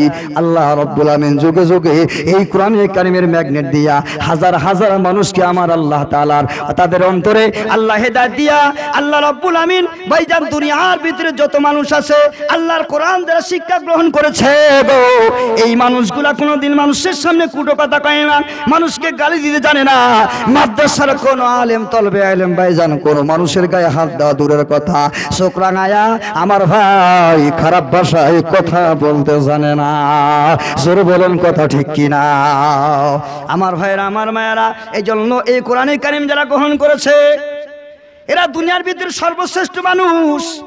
এরা পুরুষ হোক বা নারী হোক, আমার ভাইয়েরা আমি দেখাবো, নারী হইয়াও দুনিয়ার ভিতরে উজ্জ্বল নক্ষত্র, নারী হইয়াও আল্লাহ রাব্বুল আমিন তাদেরকে কত দামি বানাইছে, পুরুষ হইয়া কত দামি বানাইছে। এই কোরআনে কারীম এমন একটা সাবজেক্ট বাবা, এমন একটা ম্যাগনেট বাবা, যারা এই কোরআনে কারীমের ছায়াতলে আসবে আমার আল্লাহ তাআলা ওই মানুষগুলোর অন্তরে হেদায়েত দান করবে। এই জন্য যাদের কোরআনের কথা ভালো লাগে না ওদের জীবনেও কখনো হেদায়েত আসবে না। ওরা আল্লাহর কোরআনের বিরুদ্ধে কথা বলবে। যাদের আল্লাহ তাআলা কোরআনের মহব্বত দলের ভিতরে আছে, আল্লাহর কসম দিব ওই মানুষটা কোনোদিন গুমরা হবে না। সুবহানাল্লাহ জোরে বলেন। কোনোদিন গুমরাহ হবে না। ওই আল্লাহর বান্দা যেভাবে হোক, আলেমের সাথে হোক, ভাইজান সাধারণ মানুষের সাথে হোক না কেন, তাবলীগের মাধ্যমে হোক না কেন, সরমুনার মাধ্যমে হোক না কেন, আল্লাহর বান্দা একদিন একদিন আল্লাহর কোরআনে কারীমের মহব্বত করার কারণে আল্লাহর বান্দা একদিন পাক্কা ঈমানদার হয়ে যাবে। জোরে জোরে বলেন মারহাবা। আমার ভাইরা, আমার ভাইরা, এই কোরআন এমন একটা ম্যাগনেট। কোরআন কেমন ম্যাগনেট আপনাদেরকে বুঝাই। দুনিয়ার ম্যাগনেট দিয়ে উদাহরণ দেওয়া যায়। আমার ভাইরা, আমার মায়ের, আমি একদিন ভাইজান মোবাইল ফোনের দোকানে গেছি, যাওয়ার পরে মোবাইল মেকানিকে বলতেছি, ভাইজান আমার মোবাইলটা একটু খোলেন তো দেখি। ও আমার এই মোবাইলটা ভাইজান রে খুব দ্রুত, তখন এই মোবাইল ছিল, অন্য একটা মোবাইল ছিল, মোবাইলটা দ্রুত খুলে আল্লাহু আকবার ছোট্ট ছোট্ট এই যে লাটগুলো আছে না মোবাইলের ভিতরে, ছোট্ট ছোট্ট লাট, এই লাটগুলা ভাইজান রে ফেলায় রাখছে। ফেলায় রেখে তারপরে কি করতেছে, যেটা একবার নিচে পড়ে যাচ্ছে, ওর হাতে একটা স্ক্রু ড্রাইভার আছে, ওই স্ক্রু ড্রাইভারটা দূরে থেকে ধরতেছে, আর লাটগুলা কি যেন কোন আকর্ষণে স্ক্রু ড্রাইভারের মাথায় খাড়া হলে কি লেগে যাচ্ছে। সুবহানাল্লাহ জোরে বলেন। আমি আশ্চর্য জিজ্ঞেস করলাম, ভাইজান আপনার এই স্ক্রু ড্রাইভারটা এটা কি আপনার কোনো ধাতু, চম্বুক ধাতু দ্বারা তৈরি? এটা কি কোনো ধাতু দ্বারা তৈরি যে ধাতুর ভিতরে ম্যাগনেট আছে? কয় হুজুর না, এটা আসলে কোনো ম্যাগনেট না, কিচ্ছু না। ভাই কি এইভাবে কিভাবে আপনার এই লাটগুলি আকর্ষণ করতেছে? কয় হুজুর আপনি খেয়াল করেন, আমার এখানে একটা চম্বুক আছে, রেডিও যখন আমরা চালাতে, আগে যারা রেডিও চালাতো দেখবেন রেডিওর ভিতরে একটা বড় ম্যাগনেট থাকে, চম্বুক থাকে, ঠিক কিনা জোরে বলেন? ওই চম্বুকের সাথে আমরা ছোটবেলায় ওটা নিয়ে খেলাও করছি। ও ভাইজান উনি বলতেছেন আমি কাজ শেষ করে এই স্ক্রু ড্রাইভারটা 24 ঘন্টার জন্য ওই চম্বুকের সাথে লাগায় রাখি। আপনিও বাড়িতে পরীক্ষা করে দেখতে পারবেন। কি কয় দেখবেন একটা ব্লেডকে আপনি ওই জায়গায় লিখে দেবেন, এক সপ্তাহ পর নাই 2 দিন পরে ওই ব্লেডটা নিয়ে আপনি লোহার জাতীয় যত পদার্থ আছে সেখানে আপনি লাগাবেন, আপনার ওই ব্লেডটারে ভিতরে ওই চম্বুকের আকর্ষণ আসার কারণে এই ব্লেডটা যে পদার্থ লোহা জাতীয় হোক না কেন তার সাথে লেগে যাবে। সুবহানাল্লাহ জোরে বলেন। ঘটনা তাই, এই জন্য দুনিয়ার একটা স্ক্রু ড্রাইভার যদি সাধারণ দুনিয়ার ম্যাগনেট ভাইজান লোহা চম্বুকের সাথে সম্পর্ক রাখার কারণে এ যদি ভাইজান তার ভিতরে চম্বুকের আকর্ষণ নিতে পারে, আল্লাহ তাআলা প্রত্যেকটা মানুষের দিলকে লোহে মাহফুজের ওই কোরআনে কারীম আল্লাহ রাব্বুল আমিন যাদের অন্তরে দিয়েছেন, এই মানুষগুলি যদি আল্লাহর কোরআনের কাছে যায়, কোরআনকে যদি সত্যি মহব্বত করে, তার আশপাশে যদি ঘরে, কোরআনে কারীমের মাদ্রাসার আশপাশে যদি ঘরে, আল্লাহর কসম দিয়ে বলি ওই আল্লাহর বান্দা আল্লাহর কোরআনের খাদেম হবে, কোরআনের পাগল হবে, এতে কোনো সন্দেহ নাই। জোরে বলেন কথা ঠিক কিনা? আমার ভাইয়েরা এদিনে কোরআন এমন একটা কোরআন, এই কোরআনে কারিমের ছায়া তলে যারা আছে তারাই দুনিয়ায় ভাইজানের ছোঁয়া লাগে ধন্য হয়ে গেছে। এরা স্বর্ণের মানুষ হয়ে গেল, এরা দুনিয়ার ভিতরে স্বর্ণের মানুষ হয়ে গেল, আল্লাহর কাছে এত দামি হয়ে গেল। আমার ভাইয়েরা কেমন দামি তারা! মক্কার ভিতরে বেঈমান কাফেরের দল যারা আল্লাহর কোরআনে কারীমকে ভাইজান মানতে পারলো না, আল্লাহ রাব্বুল আমিন কোরআনে কারীমকে ম্যাগনেট বানায় আল্লাহর পয়গম্বরের উপরে নাজিল করে দিলেন। পয়গম্বর এমন একটা কোরআন তোমার উপরে নাজিল করে দিলাম, এই কোরআনে কারীম তুমি তেলাওয়াত করে শোনাবে। মক্কার বড় বড় কাফের যারা থাক না কেন, আমি আল্লাহর কোরআন যখন শুনি গো, আমি আল্লাহর কোরআন শোনার সাথে সাথে তারাও হেদায়েতের পথে চলে আসবে। জোরে বলেন সুবহানাল্লাহ। ইয়াতলু আলাইহিম আয়াতিহি, প্রত্যেক নবীর জামানায় আল্লাহ রাব্বুল আমিন বলেছেন ও পয়গম্বরের দলেরা, আমার পয়গম্বরেরা, নবী আমার তুমি কোরআন তেলাওয়াত করবে।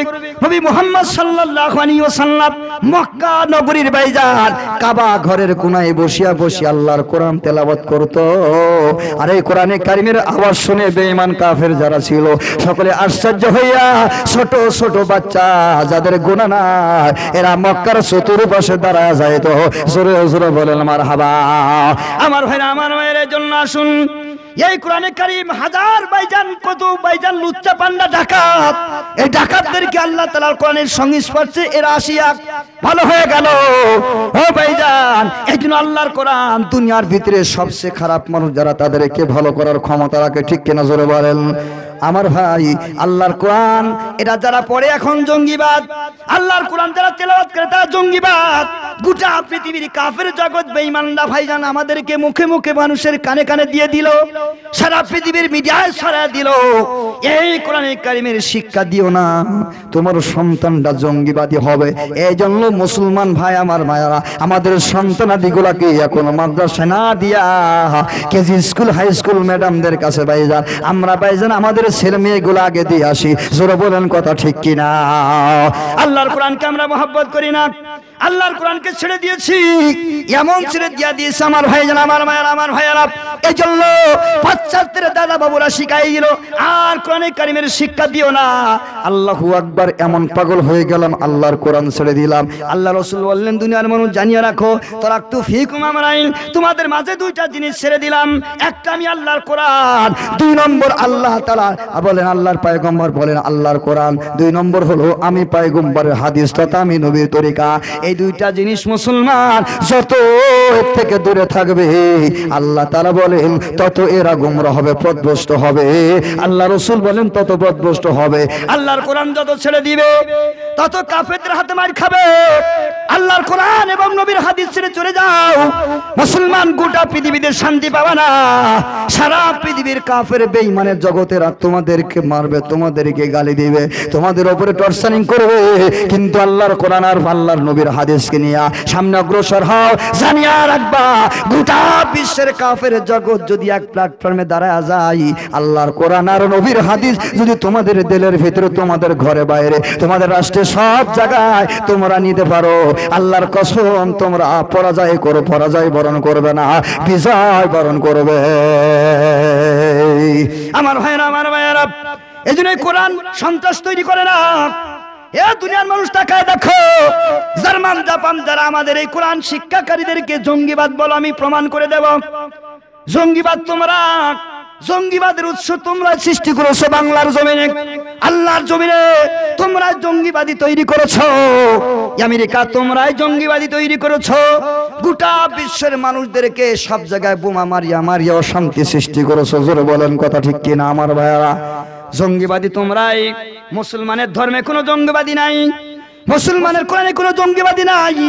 মুসলমানদের শিক্ষা গ্রহণ করে এই কোরআনে কারিমের শিক্ষা জঙ্গিবাদ থেকে মুক্ত করিয়া তাকে আল্লাহর মানুষ বানায়া, ওলি বানায়া, আল্লাহর জমিনে কাদার মতো মানুষ বানায়া দেয়। জোরে বলেন মারহাবা।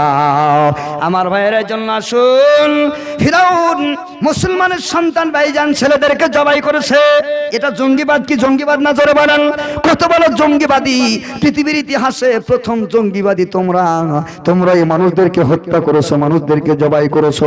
মুসলমানের কোরআনে কারিমের ধর্মে আল্লাহর পয়গম্বর হাদিসের ভিতরে আসছে, যুদ্ধ করার সময় আল্লাহ নবী গেলেন, সামনের দিকে তাকায় তাকায় বলছো, আমার সাহাবারা খেয়াল রাখবা, ও আমার সাহাবারা, ময়দানের ভিতরে যদি কোনো মহিলা থাকে, যদি কোনো ছোট বাচ্চা থাকে, খবরদার তাদের গায়ে আঘাত করবা না, তাদের গায়ে মারা হারাম, তাদেরকে তোমরা নিরাপদে আশ্রয় দিবা।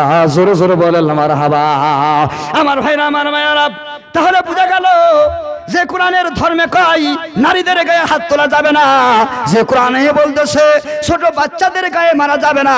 আরে ইহুদির বাচ্চা, ওরে মালানের বাচ্চারা বাংলার জমিনের ভিতরে নয়, আমার ভাইরা মিয়ানমারের মুসলমানদেরকে, নারীদেরকে, ছোট বাচ্চাদেরকে ধরে ধরে জবাই করে সাগরের পানি তোমরা লাল করে দিয়েছো। এটা কি জঙ্গিবাদের লক্ষণ নাকি ভালো মানুষের লক্ষণ? আমার ভাই, আমার ভাইয়েরা, এজন্য মুসলমানরা কখনো এই কাজ করে নাই। হে মুসলমানের কোরআন তোমাদের মতো জঙ্গিবাদ মানুষদেরকে ভালো করেছে। দেখো আমার ভাইরা, আমার মায়েরা, হযরত ওমর রাদিয়াল্লাহু আনহু ভাইজান তৎকালীন জামানার সবচেয়ে বড় মানুষ, বর্ষ যুগের সবচেয়ে বড় টপ টেরর গডফাদার ভাইজান, সন্ত্রাসীদের সবচেয়ে বড় তারে গডফাদার বলা হয়, তার উপরে যে লিডার তারে টপ টেরর বলা হয়। আমার ভাইরা, আমার মায়েরা, বুঝে থাকলে বলুন, ওমরের মতো বড় সন্ত্রাস তৎকালীন যুগে আর কেউ ছিল না। জোরে বলেন কথা ঠিক কিনা? আমার ভাইরা, আমার মায়েরা, আসুন আমি বলতেছিলাম, আমার ভাইরা, আমার মায়েরা, হযরত ওমর রাদিয়াল্লাহু আনহু আল্লাহর পয়গম্বরের সাহাবী ভাইজান, বিশাল দারুণ মতো একটা স্থান, ওই জায়গার ভিতরে গোটা কাফের জগৎ, বেঈমানের দলেরা সকলে পরামর্শ বলছে ভাইজান, মশওয়ারা করতেছে, সকলে মিটিং করতেছে। এমন সময় আবু জেহেল ভাইজান উঠে দাঁড়ায় বলতে লাগলো, এই শহরের এমন একজন মানুষ চাই, এমন একজন ছেলে চাই, যে ছেলেটা উঠে দাঁড়ায় আমার সামনে বলবে মুহাম্মদ নামে একজন বাটপার আমাদের সমাজে আছে, মানুষদের ঈমান হরণ করে, তার কল্লা টানতে পারবে, তার গর্দানটা ছিনে আনতে পারবে, এই লোকটার আমি পুরস্কার দিব। ভাইজান দাঁড়া যাও। একজন যুবক দাঁড়ায় গেল, যুবকের চোখ মুখ লাল হয়ে আছে, যুবকের ভাইজান চেহারার ভিতরে মলিনতার ছাপ, এমন রাগ ভাইজান শরীরের ভিতরে আসছে, চক্ষু লাল হয়ে গেছে। যুবক দাঁড়া কয়, আমার অনুমতি দাও, আমি যাব, কোনো সমস্যা নাই। ওখান থেকে অনুমতি লইয়া যুবক চলে গেছে বাসার ভিতরে। জোরে জোরে বলেন মারহাবা।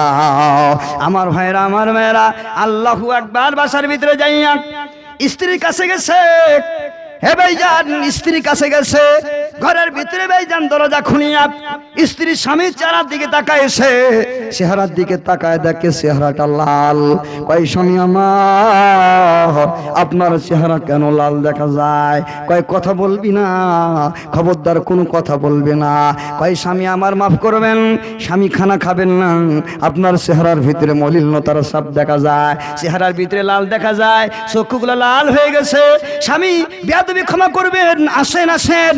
খাবার রেডি করছেন, সব খাবার রেডি করিয়া স্বামী ভাইজান খানা খায়, আর যুবকের গায়ের ঘাম গোলা ঘেমে ঘেমে জমিনে পড়তেছে।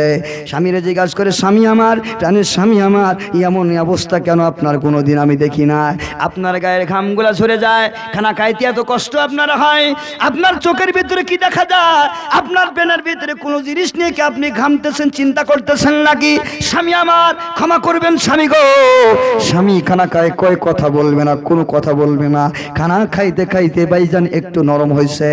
স্ত্রী কয়, স্বামী আমার, স্বামী গো, যদি অনুমতি হইতো তাহলে একটা কথা বলতাম। জোরে জোরে বলেন মারহাবা। কয় কি বলবে বলো? কয় নির্ভয়ে বলবো না ভয়তে বলবো? কয় তুমি নির্ভয়ে বলতে থাকো। আমার ভাইয়েরা, আমার ভাইয়েরা, তখন ওই আল্লাহর বান্দি স্বামীরে বলতে, প্রাণের স্বামী আমার, একটি রাত্রে স্বপ্ন দেখেছি স্বামী গো। ও স্বপ্নের কথা আপনার কাছে আমি বলতে চাই। কয় কি স্বপ্ন দেখেছো একটু বলো দেখি? কয় স্বামী আমার, স্বপ্নের ভিতরে আমি তাকায় তাকায় দেখলাম দারুণ নদুয়া, বিশাল একটা ময়দান। ওই ময়দানের ভিতরে একটা নওজোয়ান যুবক দ্বারা কয়, মুহাম্মদের গর্দান আমি কেটে নিয়ে আসবো। সেই গর্দান কেটে নিয়ে আসবে, সেখান থেকে আসিয়া বাসার ভিতরে ঢুকবে, বাসার থেকে বিদায় নিয়ে ওই মুহাম্মদের কাছে যাবে। আল্লাহু আকবার। চলে গেল। আমি সব তাকায় তাকায় দেখলাম, আর কথা বলে না। কয় তোমার স্বপ্ন কি শেষ? কয় আমার স্বপ্ন শেষ হয় না, আমি বলতে আর সাহস পাই না। জোরে জোরে বলেন মারহাবা। কয় বলো দেখি? কয় না বলবো না, মারবেন না তো? কয় না তোরে মারবো না, বল। কয় স্বপ্ন দেখলাম, এরপরে বাকিটুকু? কয় বাকি স্বপ্নেই দেখেছি ও যুবক সন্তান এখান থেকে বাইরে হয়ে চলে যাইয়া যখন ওই নবীর সামনে মুহাম্মদের সামনে গেছে, মুহাম্মদের সামনে যাইয়া ওই মুহাম্মদের গর্দান হত্যা করে জবাই করে মুহাম্মদের গর্দান আনবে তো দূরের কথা, আমি তাকায় তাকায় দেখলাম দূর থেকে নবীর চেহারার দিকে যখন তাকাইছে, তার হাতের তলোয়ারখানা মাটিতে পড়ে গেছে। আল্লাহু আকবার। খানা খাইতে খাইতে রাখিয়া দিলেন। আমার ভাইরা, আমার ভাইরা, খানা ফেলায় দিয়া হাতের ভিতরে করে তলোয়ার নিয়ে কয়, মহিলাদের স্বপ্নের কথা বাদ দাও, আবল তাবল স্বপ্ন মহিলারা দেখি। ওখান থেকে দৌড় মারিয়া চলে যাইতে লাগলো। ভাই সামনে যাওয়ার সাথে সাথে আল্লাহর পয়গম্বরের দিকে, চেহারার দিকে যখন তাকাইছে, দূর থেকে ভাইজান আবু বকর আওয়াজ করে, রাসূলুল্লাহ আমার অনুমতি দেন, ওই যে উমর বেয়াদব সন্ত্রাসীর বড় সন্ত্রাস, ওর গর্দানটা আমি আগে নামাই দেই। আল্লাহর পয়গম্বর কয়, না না আবু বকর না, ওর গর্দান আজকে আমার গর্দান নিবে না, আমি দেখতেছি উমর তার গর্দানটা আমার কাছে দিয়ে দেবে। আমার ভাইরা, আমার ভাইরা, কি ঘটনা ঘটে গেল? এবার উমর যখন সামনে গেছে, আল্লাহর পয়গম্বর কয় এদিকে আসো, তলোয়ার ফেলায় দিয়া আল্লাহর পয়গম্বরের সামনে দাঁড়ায়া দাঁড়ায়া উমর যেন কি ভাবতেছেন, কাঁদতেছেন চোখের পানি ফেলায়া। হে রাসূলুল্লাহ, জীবনে কত মানুষের চেহারা দেখেছি, আপনার চেহারা দেখার পরে আমার দিলের ভিতরে কেমন যেন ভাব এসে গেল, আমার আর কিছু ভালো লাগে না। পয়গম্বর গো আমার কালিমা পড়ায় দাও। আল্লাহ নবী কালিমা পড়ায় দিলেন, লা ইলাহা ইল্লাল্লাহু মুহাম্মাদুর রাসূলুল্লাহ সাল্লাল্লাহু আলাইহি ওয়াসাল্লাম। ওমর বলতেছে, পয়গম্বর তাড়াতাড়ি আমারে ছেড়ে দেন, পয়গম্বর দানোর সময় নাই। কয় কেন? বাড়ি যাব। বাড়ি যাওয়া লাগবে। কয় কেন? কয় আমার স্ত্রী স্বপ্ন দেখেছে, তার আগে আমি কালেমা পড়াইয়া মুসলমান বানাবো। জোরে জোরে বলেন মারহাবা। উমর আল্লাহ নবীর কাছ থেকে দৌড় দিলেন, বাসার ভিতরে যাইয়া কাক, হে প্রাণের স্ত্রী আয়াত, হে ভাইজান, যেই মানুষটা কিছুক্ষণ আগে ছিল এত গরম, বাসার ভিতরে ঢুকতেছে। কয় প্রাণের স্ত্রী আমার, সামনে আই। ভাইজান বুকের ভিতরে জড়াই ধরিয়া কয় টানের স্ত্রী আমার নেই, তাড়াতাড়ি কালিমাটা পড়। কয় স্বামী আপনি আমার কালিমা পড়তে বলছেন, কোন কালিমা? কয় মুহাম্মাদের কালিমাটা একবার পড়। কয় স্বামী আমার আপনি কালিমা পড়ার আগে আগে দারুণ দোয়ার ভিতরে যখন আমি ওই নবীর স্বপ্নের ভিতরে দেখেছি, আল্লাহ নবীর চেহারা দিকে তাকানোর সাথে সাথে তোমার আগে আমি কালিমা পড়ে মুসলমান হয়ে গেছি। আল্লাহু আকবার। দুনিয়ার মানুষ বুঝে না। আমার ভাইরা, আমার মায়ের একজন আল্লাহর কোরআন এমন একটা কোরআন, এই কোরআনে কারীম মানুষকে জঙ্গিবাদ থেকে মুক্তি দিয়া আল্লাহ রাব্বুল আমিন তাদের কাদার মতো মানুষ বানায় দেয়। যে ওমর এত বড় সন্ত্রাস, সেই ওমরের জীবনের একটা ঘটনা বলে আমি ভাইজান দোয়া করব, আর স্বপ্নের দিকে বাড়াবো না। আল্লাহর পয়গম্বর মুহাম্মদ রাসূলুল্লাহ সাল্লাল্লাহু আলাইহি সাল্লাম, আল্লাহর নবীর উপর নাজিলকৃত সেই কোরআন, ওই শিবানী ভাইজান একদিকে আর খ্রিস্টান বেঈমান বাইবেল নিয়ে একদিকে দাঁড়া আছে। কতটা কার কার মনে আছে হাত তুলে দেখান নারায়ে তাকবীর। দাও দাও করে দিল্লি শহরে আগুন জ্বলে, কথাটা মনে আছে আমার ভাইরা, আমার ভাইরা। কিছুক্ষণ পরে দেখায় দিব আল্লাহ কোরআনে কারীম বাইবেল ফেলায় দিয়া, একেবারে আল্লাহর কালাম কোরআনে কারীম ফেলায় দিয়া জ্বলে যাবে নাকি বাইবেল ফেলায় দিলে জ্বলে যাবে, দেখা যাবে মজা। আল্লাহর কোরআন বিজয় হয় নাকি বাইবেল বিজয় হয়। আমার ভাইরা, আমার ভাইরা, আল ফারুক নামে একটা গ্রন্থ আছে, আরবি গ্রন্থ ভাই, যেন ওই গ্রন্থের ভিতরে একটু আল্লাহর ঘটনা নিয়ে আসছেন। আল্লাহ নবীর সাহাবী হযরতে ওমর রাদিয়াল্লাহু আনহু আল ফারুক নামের গ্রন্থ, আল ফারুক নামে একটা কিতাব, এই কিতাবের ভিতরে একটা ঘটনা নিয়ে আসছে। আমরুল মুমিনিন হযরত ওমর রাদিয়াল্লাহু আনহু আল্লাহর পয়গম্বর একজন সাহাবী।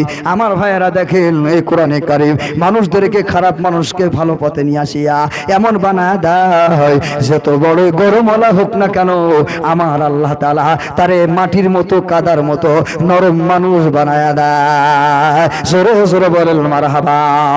আমরুল মুমিনিন হযরত ওমর দেশের খলিফাতুল মুসলিমিন, দেশের ভাইজান রাজত্ব হাতের ভিতরে, অর্ধ জাহানের খলিফা হযরত ওমর রাদিয়াল্লাহু আনহু এমন পয়গম্বরের সাহাবী, যে ব্যাপারে আল্লাহ রাসূল সাল্লাল্লাহু আলাইহি ওয়াসাল্লাম তার ব্যাপারে বলেছেন, ক্বালা রাসূলুল্লাহ সাল্লাল্লাহু আলাইহি ওয়াসাল্লাম লাউ কানা বাদি নবিয়্যান লাকানা ওমর। ইসলাম সে তো পরশমণি, ইসলাম সে তো পরশমণি, তারে কি পেয়েছো খুঁজি, পরশে তাহার শোনা হলো যারা, তাদের ওই মরা পুঁজি। বলেছেন হযরতে রাসূল শেষ পয়গম্বর, আমার পরে যদি নবী হতো কেউ, হতো ঠিক সেই ওমর। অর্ধ পৃথিবী শাসন করেছেন যিনি, ধুলির তক্তে বসি, খেজুরের পাতার পাশা তাঙার বারে বারে গেছে খসি, শুধু আঙ্গুল হিলনে শাসন করিতেন এ জগতের, দিয়েছিলেন ফেলি মুহাম্মদের চরণে সে শামশির। জোরে কান আল্লাহু আকবার। আমার ভাইরা, আমার ভাইরা, ওই উমর রাষ্ট্রপ্রধান, আমার ভাইরা, চতুর্দিকে ভাইজান মুসলমান, আল্লাহু আকবার, ইসলাম ধর্ম গ্রহণ করেছে। খলিফাতুল মুসলিমিন আমরুল মুমিনিন হযরতে ওমর রাদিয়াল্লাহু, আজকে দেশের বাদশা আমরুল মুমিনিনের অভ্যাস ছিল সমস্ত উম্মতের দ্বারে দ্বারে খবর নেওয়া, ভাইজান নিজে যাইয়া খবর নেওয়া। আমার ভাইরা, আমার মায়েরা, আজকাল তো ভাইজান ভোটের সময় আসলে পরে দেখা যায় অনেক সালাম আর অনেক কালাম, ঠিক কিনা জোরে বলেন। ও ভাই, ভোটের সময় আসলে পরে আজকালকের আমাদের নেতারা যাইয়া হাত ধরে মাথায় ভরে হাত বুলাইয়া দেয়, কিছু দেখ আর না দেখ, গরিবের রিলিফ আর সিলিপ মেরে খাক আর না খাক, আমার ভাইয়েরা মাথায় তো হাত বুলাই দেয়, ঠিক কিনা জোরে বলেন। আজকালকের আমাদের সমাজের মানুষ মাথায় হাত বুলে পেটে লাথি দেয়, ঠিক কিনা জোরে বলেন আমার ভাইয়েরা। ও ভাইজান রে, তারে মেম্বার বানা দিলাম, চেয়ারম্যান বানা দিলাম, আল্লাহ আমার মাথায় হাত বুলাই দিয়ে গেল, গরিবের মাথায় হাত বুলাই দিয়ে গেল। কিন্তু ভাইজান যখন ভাইজান ইউনিয়ন পরিষদে বসলো, আস্তে করে ভাইজান গরিবের পেটের খাবার গুলা লাথি মারিয়া, রিপার স্লিপের মাল গুলা ওই দিয়ে বিক্রি করিয়া আল্লাহরে বাগের মুখে গেল। জোরে বলেন কথা ঠিক কিনা আমার ভাইরা, আমার ভাইরা।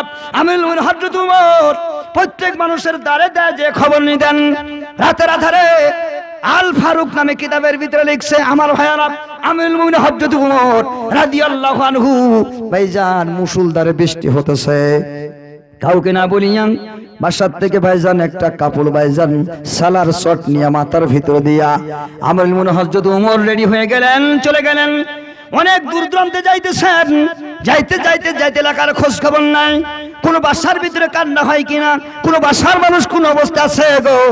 গভীর রাতে আমিরুল মুমিনিন হযরত ওমর মানুষের দ্বারে দ্বারে দ্বারে ঘুরতে ঘুরতে একটা গ্রামগঞ্জ কাদার ভিতরে মাঠ, মাঠের ভিতরে ভাইজান একেবারে গ্রাম অঞ্চল, একেবারে গ্রাম, মাঠের ভিতরে কয়েকটা বাড়ি আছে।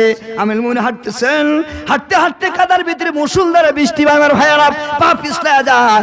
আমিরুল মুমিনিন হযরত ওমর রাদিয়াল্লাহু আনহু এক পায়ে দু পায়ে করে সামনে যাইতে যাইতে হঠাৎ করে ভাইজান দাঁড়ায় গেলেন, থমকে গেলেন। কি ব্যাপার? আমিরুল মুমিনিন হযরত ওমর তাকা তাকা দেখে ছোট্ট একটা কুটির দীপ দীপ করে বাতি জ্বলতেছে। আস্তে করে ভাইজান আল্লাহর পয়গম্বরের সাহাবী আমিরুল মুমিনিন হযরত ওমর দাঁড়ায় গেল। আমার ভাইরা, আমার ভাইরা, ওমর কান্না শুনতেছেন, কান খাড়া করে দিয়ে শুনতে লাগলেন। একজন ভাইজান তিনটা সন্তানের কান্নার আওয়াজ, একটি ছেলে আওয়াজ দেয় কান্না করে উঠে, আর ঘরের ভিতরে আওয়াজ আসে, আর মা ওই সন্তানটাকে বুকের ভিতরে নিয়ে সান্ত্বনা দেয়, কয়ে বাবা দাঁড়া, অপেক্ষা কর, খাবার নাই, ঘুমা, রান্না হতেছে খাবার, একটু পরে খাবি। আমার ভাইজান ওই সন্তানটা আবার ঘুমায় যায়। আবার একটা সন্তান আওয়াজ দেয়, কান্না করে ওঠে, ওটাও ধরে সান্ত্বনা দিয়া কয় ঘুমা বাবা, ওটা ঘুমায় যায়। আর একটা কান্নার আওয়াজ করে ওটাকে ধরতে থাকে। এই আওয়াজ যখন শুনলেন আমিরুল মুমিনিন ওমর আর দাঁড়াতে পারলেন। আমার ভাইয়ারা সামনের দিকে আগায় গেলেন, বাসার ভিতরে ধাক্কা লাগাই দিলেন, দরজা খুলে গেল। গভীর রাতে ভাইজান ঘর থেকে আওয়াজ আসলো, কে গো তুমি, কে তুমি? আমিরুল মুমিনিন হযরত ওমর ভাইজান নিজের পরিচয় গোপন করে কয়, মা আমি তোমার দরবারে একজন মুসাফির। জোরে জোরে বলেন মারহাবা। কি কয়? মুসাফির? আমি একজন মুসাফির আসছি মা। ও মা, মাগো মা, মা কি খবর মাগো তোমার, বলো। এই বেটা জ্বালাস না, যা চলে যা। কিসের খবর নিতে আসছো তুমি? কয় মা আমি মুসাফির, তোমার খবর নেওয়ার জন্য আসছি। কয় বাদ দাও তোমার খবর, চলে যাও, দূর হয়ে যাও, আমার বাসার সামনে কেউ আসবে না, দূর হয়ে যাও। কয় না মা, মা কি হয়েছে তোমার, বলো না। কয় কি আর বলবো তোরে, যা যা, আমার বলার মতো আর কিছুই নাই। কয় মা রাগ করো না, আমি মুসাফির, তোমার কোন উপকার করতে পারে কিনা দেখি। আমিরুল মুমিনিন হযরত ওমর এই কথা বলার সাথে সাথে পরিচয় গোপন করে বলতেছে, ও মা, মাগো মা রাগ করো না, কি সমস্যা তোমার বলো, আমি কোনো উপকার করতে পারি কিনা দেখি। মহিলা বলে, বাবা তুমি তো কি উপকার করবে আমার জানা আছে। তুমি কি জানো এই দেশের রাজার নাম ওমর, এই দেশের বাদশার নাম ওমর, তুমি কি জানো? কয় হ্যাঁ জানি মাগো মা, জানি। কয় তার মতো বাটপার চিটার আর আল্লাহর জমিনে একটাও নাই। জোরে বলেন নাউজুবিল্লাহ। আমার ভাইরা, আমার ভাইরা, আমিরুল মুমিনিন হযরত ওমর দাঁড়া দাঁড়া শুনে কয়, মা কি অপরাধ করেছে সেই আমিরুল মুমিনিন ওমর? মা তুমি বলো, আমি তার বিচার করব মা। ও মা তাড়াতাড়ি বলো। আমার ভাইরা, আমার ভাইরা, জায়গায় দাঁড়ায় আমিরুল মুমিনিনকে গালাই, কয় তুমি জানো না হে মুসাফির, আমার দুঃখের কথা কি বলবো। আমার স্বামী ওমর যুদ্ধের ময়দানে পাঠায় দিল, দেওয়ার পরে আমার স্বামী শহীদ হয়ে গেল। আজ থেকে কতদিন হয়ে গেল, ওমর একবার মাত্র আমার ঘরে কিছু খাবার পাঠাইছে, কিন্তু আমার স্বামী মারা যাওয়ার পর আমার তিনটা সন্তান এতিম ছেলে রেখে গেছে। আমার বাসার ভিতরে আমি ছাড়া আর দ্বিতীয় কোনো লোক নাই। আমি কি কষ্টে বসবাস করি, ওই ওমর আমার খবর রাখে না। হে মুসাফির বাবা, যাক, আর কারো সাহায্য আমার দরকার নাই, যা চলিয়া যা। ওই উমরে একটু জানাই দেশ, আমি কারোর দরবারে বিচার দিব না। জানিয়া রাখবারে ওমর, ওই উমরের ব্যাপারে আমার আল্লাহর দরবারে যাইয়া আমি আমার আল্লাহর দরবারে উমরকে দাঁড় করায়া, আখিরাতে হাসরের ময়দানে কাঠগড়ায় দাঁড় করায়া, সেদিন আমার আল্লাহর দরবারে তার বিচারটা আমি করে নিব। জোরে জোরে বলেন সুবহানাল্লাহ। আমিরুল মুমিনিন হযরত ওমর চোখের পানি ফেলে কইতে বল, মা গো, ও মা তুমি ওমরে গালাইতেছো, ওমরের কাছে তোমার সংবাদ কি তুমি প্রেরণ করেছো? তুমি যে দুরবস্থা আছো কোনদিন বলেছো মা গো? মহিলাটা চোখের পানি ফেলে বলে, ও মুসাফির, তুমি আসলে নবীর হাদিস পড়ো নাই, তুমি বেকুব আহাম্মক বুকা কোথাকার, তুমি নবীর হাদিস কখনো পড়ো নাই। উমরকে বলতেছে, কারে জোরে বলেন, মূর্খ মুসাফির, তুমি হাদিস পড়ো না, নবীর হাদিস তোমার মুখস্থ নাই। মহিলা হাদিস শোনায় দিল। মা কয়, ওরে মুসাফির শোনো, আল্লাহ নবী হাদিসের ভিতরে বলেছেন, যদি দুনিয়ার কোন মানুষ, দেশের কোন প্রজা সমস্যার ভিতরে পড়িয়া যায়, এই সমস্যার কথা সে নিজে বলবে না, বরং দুনিয়ার প্রজারা জায়গায় বসে থাকবে। আর যারা দুনিয়ার নেতা, তারা তার জনগণের কাছে আসিয়া তার ঘরের খবর নেবে। এটা হলো কওমের সরদারের দায়িত্ব। জোরে বলুন সুবহানাল্লাহ। আমার ভাইয়েরা, আমার মায়েরা, এটা আমার দায়িত্ব নয়, আমি মহিলার দায়িত্ব নয়, আমি উমরের দরবারে বলবো না, আমার বলার দায়িত্ব নাই, উমরের দায়িত্ব। এই জন্য আমি কখনো যাব না। হযরত আমিরুল মুমিনিন উমর, আল্লাহ আল্লাহ, মহিলার হাদিস শোনার পরে ওনার মাথা খুলে গেছে। কয় কি মহিলা আল্লাহ নবীর হাদিস আমারে শোনাই দিল, পরিচয় গোপন করে বলতেছে, মা গো, ও মা, দাঁড়াও মা, আমি তোমাকে কোনো উপকার করতে পারি কিনা দেখি। মা গো, আমি বিদায় নিয়ে চলে গেলাম। আমিরুল মুমিনিন হযরত উমর বিদায় নিয়ে চলে গেলেন। সাথে সাথে বাইতুল মালের চাবি তলব করলেন। আসলামকে ডেকে বলে, আসলাম আয় আয়। হযরত আসলাম রাদিয়াল্লাহু আনহুকে ডাক দিলেন, আসলাম রে আয় আয়। আমিরুল মুমিনিন হযরত উমর আসলামকে ডেকে বললেন, আসলাম বাইতুল মালের চাবিটা নাও। নেয়ার সাথে সাথে আল্লাহর পয়গম্বরের সাহাবী আমিরুল মুমিনিন নিজ হাতে ভাইজান বাইতুল মালের চাবিটা তালাটা খুললেন, গোডাউনের ভিতরে ঢুকে বললেন। ঢোকার সাথে সাথে আমিরুল মুমিনিন হযরত উমর ভাইজান আটার একটা ভাইজান রে টাল করা আছে, আটার ভাইজান রে গাদা দেওয়া আছে, ওই আটার লাটের যাইয়া আমিরুল মুমিনিন হযরত উমর আটার বস্তা মাথায় তুলতে সুন্দর বলেন সুবহানাল্লাহ। আমার ভাইরা, আমার মায়েরা, আমিরুল মুমিনিন হযরত উমর আটার বস্তা মাথায় নাই। আসলাম হাত চেপে ধরে বলে, হুজুর আপনি না আমিরুল মুমিনিন, আপনার মাথায় আটার বস্তা মানায় না। দেশের বাচ্চা কোন আটার বস্তা মানায় না। আপনি দেশের কুলি না, আপনি দেশের বাচ্চা। কুলির দ্বারা আপনি আটার বস্তা নিবেন, আপনি কেন নিজে আটার বস্তা মাথায় নেন? আমিরুল মুমিনিন পায়ে ধরে বলি, আমিরুল মুমিনিন না না, আটার বস্তা না, আমার মাথা উঠায় দেন। আমিরুল মুমিনিন হযরত উমর আসলামের চেহারার দিকে তাকায় বলে, আসলাম, এই আটার বস্তা যদি আমি উমর আমার মাথায় না নে, আসলাম, তাহলে পরে আমি উমরের হক কখনো আদায় হবে না। আমারই নেওয়া লাগবে, তুমি নিলে হবে না। আমার মাথায় তুলিয়া দাও। আমিরুল মুমিনিন জোর করিয়া আটার বস্তা মাথায় তুলে নিলেন।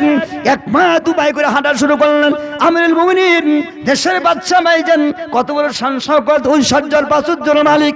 আমার ভাইয়ারা, আমার মায়েরা, আমিরুল মুমিনিন হযরত উমর রাদিয়াল্লাহু আনহু এক পায়ে দু পায়ে করে হাঁটতে পারে না। জীবনে কোনোদিন আটার বস্তা মাথায় নাই, জীবনে কোনোদিন আল্লাহ আল্লাহ কোনো কিছু মাথায় নাই না। ওই উমর মাথার ভিতরে আটার বস্তা নিয়ে হাঁটতে পারে না। কাদার ভিতরে ভাইজান হাঁটতে হাঁটতে আটার বস্তা মাথায় নিয়ে, কত আটা মুখের ভিতরে, সমস্ত দাড়িগুলো আটায় ভাইজান সাদা হয়ে গেছে। আল্লাহু আকবার। সামনে যাইয়া ঘরে দরজায় ধাক্কা লাগায় দেখো, মা ওটো, দরজা খুলিয়া দাও। দরজা খুলে দিলেন। সাথে সাথে মহিলা আল্লাহু আকবার দরজা খুলে দিয়ে বলতেছে, মা কে তুমি? কয়, মা আমি সেই মুসাফির, যে মুসাফির বলেছিলাম যে আমি তোমার কোনো উপকার করতে পারি কিনা। ও মা, আমি কিছু নিয়ে আসছি। কি নিয়ে আসছো? কয়, আটার বস্তা নিয়ে আসছি। উমরের মুখের দিকে ভাইজান তাকায়া, আটায় সমস্ত মুখগুলি সাদা হয়ে গেছে, চিনা যায় না। কয়, মা গো, তোমার এই রুটি বানানোর সামগ্রী, মা আসবাবপত্র কোথায়? আমার কাছে একটু দেন, আমি নিজে হাতে আপনার রুটি বানায় দিই। আপনি অনেক ক্লান্ত পরিশ্রান্ত, আপনি আপনার সন্তান থেকে নিয়ে বিশ্রাম করেন। ও মা, আমি নিজে হাতে রুটি বানাবো। সুবহানাল্লাহ জোরে বলেন। হযরত আসলামকে সাথে করে নিয়া সামনে ঢুকে পড়লেন। বাসার ভিতরে যাইয়া হযরত উমর, আমিরুল মুমিনিন হযরত উমর, আমার ভাই, আমার ভাইয়ারা, উমর জীবনে কোনোদিন বাসার রুটি বানাই নাই। উমর নিজে হাতে ভাইজান রে পানি দিয়া আটার খামির মারা শুরু করেছে। সুবহানাল্লাহ জোরে বলেন।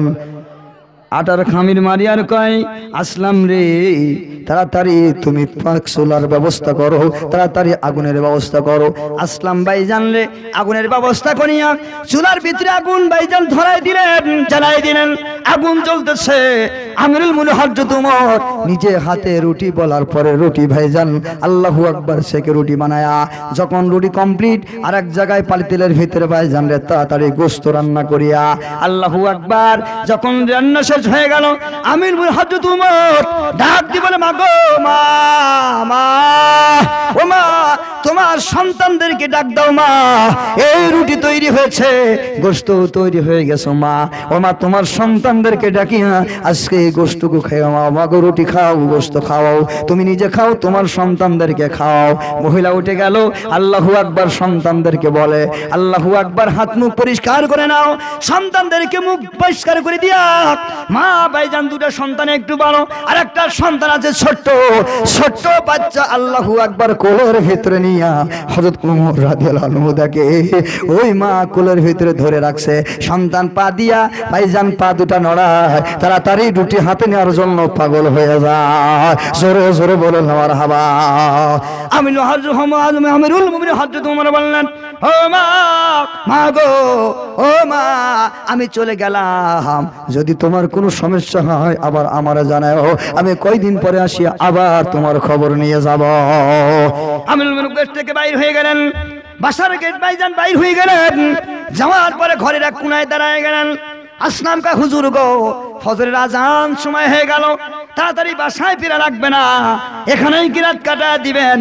আমিরুল মুমিনিন হযরত ওমর বললেন শোনো আসলাম, আমি এখান থেকে অতক্ষণ পর্যন্ত যাব না যতক্ষণ পর্যন্ত যেই বাসার থেকে ছোট্ট করে যার টুকরার সন্তানের মুখের কান্নার আওয়াজ শুনেছি, আর্তনাদ শুনেছি, আমি এখান থেকে তাদের মুখের হাসি না দেখে বাসায় যাব না। আমিরুল মুমিনিন দাঁড়ায় রইলেন, আমিরুল মুমিনিন দাঁড়ায় আছেন। এবার কিছুক্ষণ পর খাবার শুরু, খানা দানা শুরু হয়ে গেল। তিনটা সন্তান পাশে বসায় নিয়া ছোট বাচ্চাটারে কোলের ভিতরে বসায় নিয়া মা দুটা সন্তানের রুটি আর গোশত উঠায় দেয়। দুইজন বাচ্চা যারা কথা বলতে পারে ওই দুজন সন্তান বলে মা ওই লোকটা না কত ভালো, আল্লাহ ওই লোকটার কোনোদিন জাহান্নামে দেবে না। আল্লাহু আকবার জোরে বলেন। ও মা ওই লোকটা তো ভালো মা গো, যে লোকটা আমাদের খানা খাওয়াইলো, হাসি আনন্দ করে আর খাবার মুখে দেয়, গোশতের টুকরা মুখের ভিতরে দেয় আর দোয়া করে ওগো আল্লাহ আমাদের যে লোকটা খানা খাওয়াইলো ওগো আল্লাহ আখিরাতে হাসরের ময়দানে ওই লোকটারে তুমি কখনো বেইজ্জতি করবে না, ওই লোকটারে আল্লাহ তুমি কখনো বেইজ্জতি করবে না, তার আখিরাতে সম্মানী বানায়া দিও। আমিরুল মুমিনিন হযরত ওমর ছোট বাচ্চাদের মুখের আওয়াজ শুনলেন, হাসি শুনলেন, খুশি হয়ে গেলেন। মসজিদে ভাইজান নববী চলে গেলেন। মসজিদে নববীর ভিতরে হাজার হাজার সাহাবায়ে কেরাম ফজরের নামাজে জামাতে ভাইজান হাজিরা দিয়েছেন। আমিরুল মুমিনিন হযরত ওমর নিজে ইমামতি করিয়া সালামটা ফেরত দেওয়ার সাথে সাথে কয় এ মক্কার মদিনার সাহাবীরা রে শোনো শোনো, আজকে ফজরের পরে একজন জঘন্যতম মানুষের বিচার হবে। জোরে জোরে বলেন মারহাবা। সোরের নাম পুলিশ, পুলিশ ভাইজান ঠিক কিনা জোরে বলেন। সোরের মন পুলিশ, পুলিশ ভয় করতেছে সাহাবায়ে কেরাম, না জানি উমর তো কঠিন মানুষ, আজকে এই ময়দানে কার বিচার করবে, কার না বিচার হবে। আশ্চর্যের কথা, ভয়ে থরথর করে কাঁপতেছে। এই মুহূর্তে আমিরুল মুমিনিন হযরত ওমর বললেন একজন জঘন্যতম মানুষের বিচার হবে, তোমরা সকলে বসো, কেউ এখান থেকে উঠবে না। ভাইজান সকলকে বসায় রাখলেন, কয় তিনজন সাহাবী দাঁড়ায় যাও। তিনজন সেনা দাঁড় করে দিলেন, কয় তোমরা এখান থেকে অমুক জায়গায় চলে যাবে, অমুক মাঠের ভিতরে একটা ছোট্ট কুঠির, ওই জায়গায় যাইয়া একজন মহিলা বিধবা বসবাস করে, তার সন্তান সহ তাকে আমার দরবারে ধরে নিয়ে আসো। সকলে ভাইজান তিনজন চলে গেলেন। বাসার ভিতরে যাইয়া ডাক দিয়ে আওয়াজ দিয়ে বলে হে বাসার মালিক বাড়ি আসুনি, কে তুমি এই বাসার মালিক? ধাক্কা লাগা দিয়া সাথে সাথে বাসার থেকে আওয়াজ আসে কে গো তোমরা? কয় আমরা উমরের সৈন্য আসছি। মহিলা সন্তানদেরকে ভাইজান সামনে কয় ওই জালেম উমর সন্দেশ পাঠাইছে আমার বাসায়, না জানি কোন আটার বস্তা কোন চোর নিয়ে আসিয়া আমার ঘরের ভিতরে দিয়ে গেল। এই আটার খবর হয়তো জালেম ওমরের কাছে পৌঁছাইছে।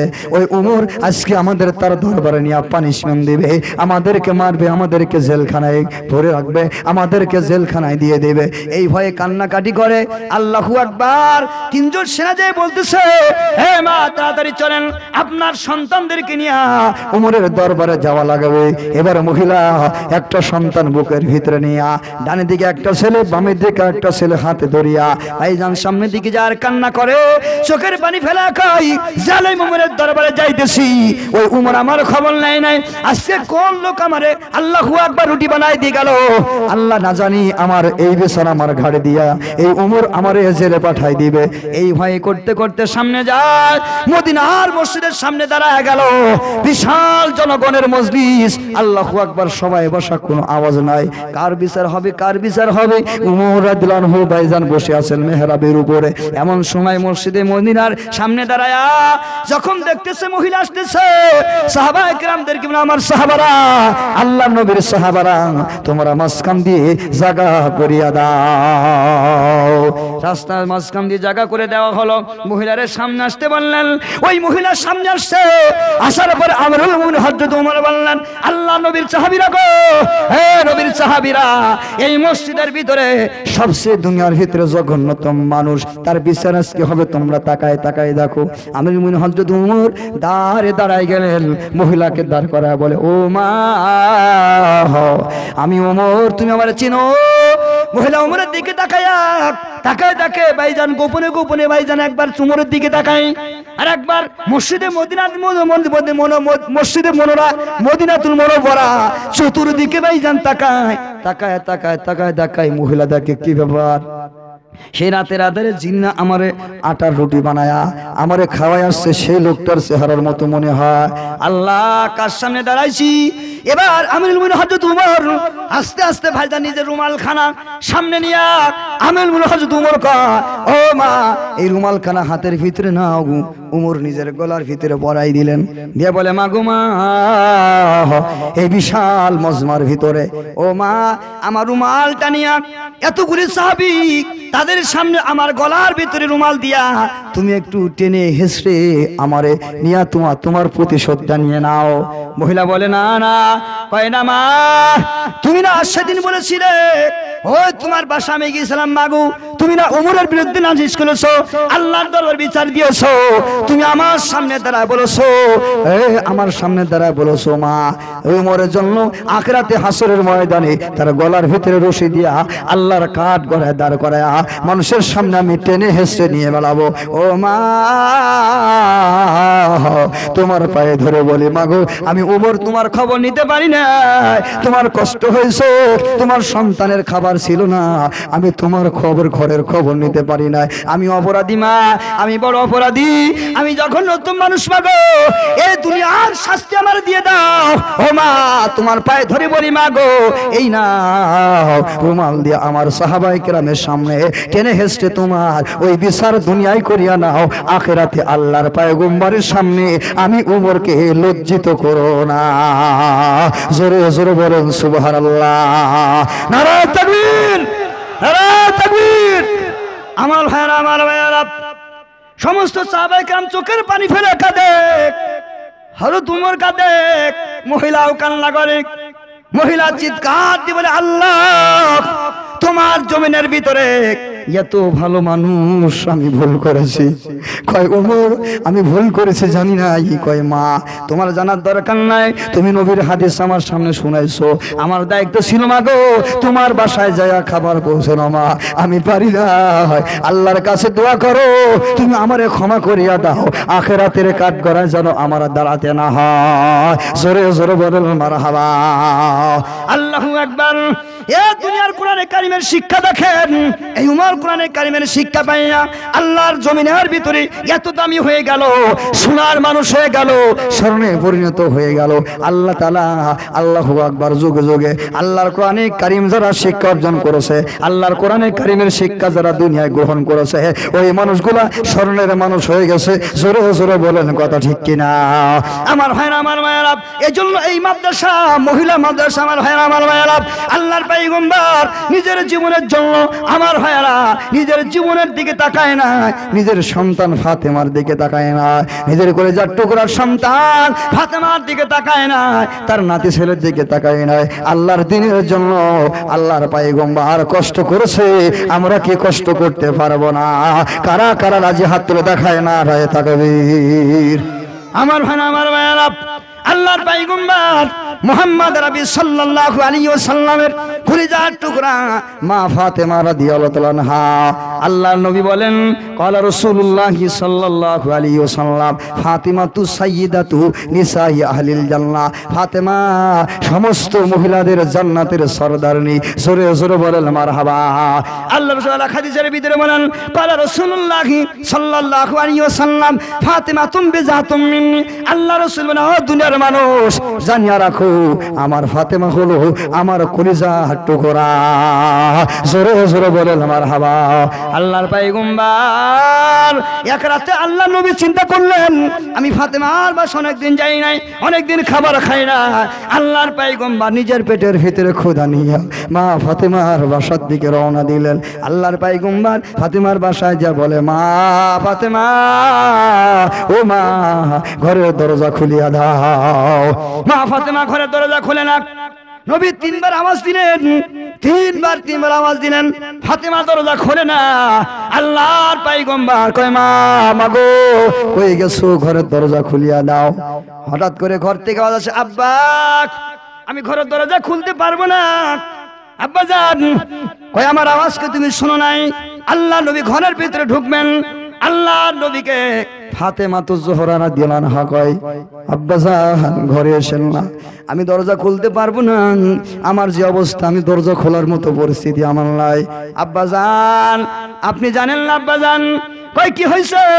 ফাতেমা বলতেছে আব্বা গো আজকে কয়েকদিন যাবত হলো আমি আপনার সামনে যাওয়ার মতো ক্ষমতা নাই, আমার একটি মাত্র কাপড় আছে, এটা যদি আমি মাথায় দেই তাহলে পরে আমার লজ্জাস্থান ঢাকা যায় না, আমি যদি লজ্জাস্থান ঢাকিয়ে রাখি আমার মাথা সব আগলা হয়ে যায়। আব্বা কেমন করে আপনার সামনে আমি দাঁড়াবো?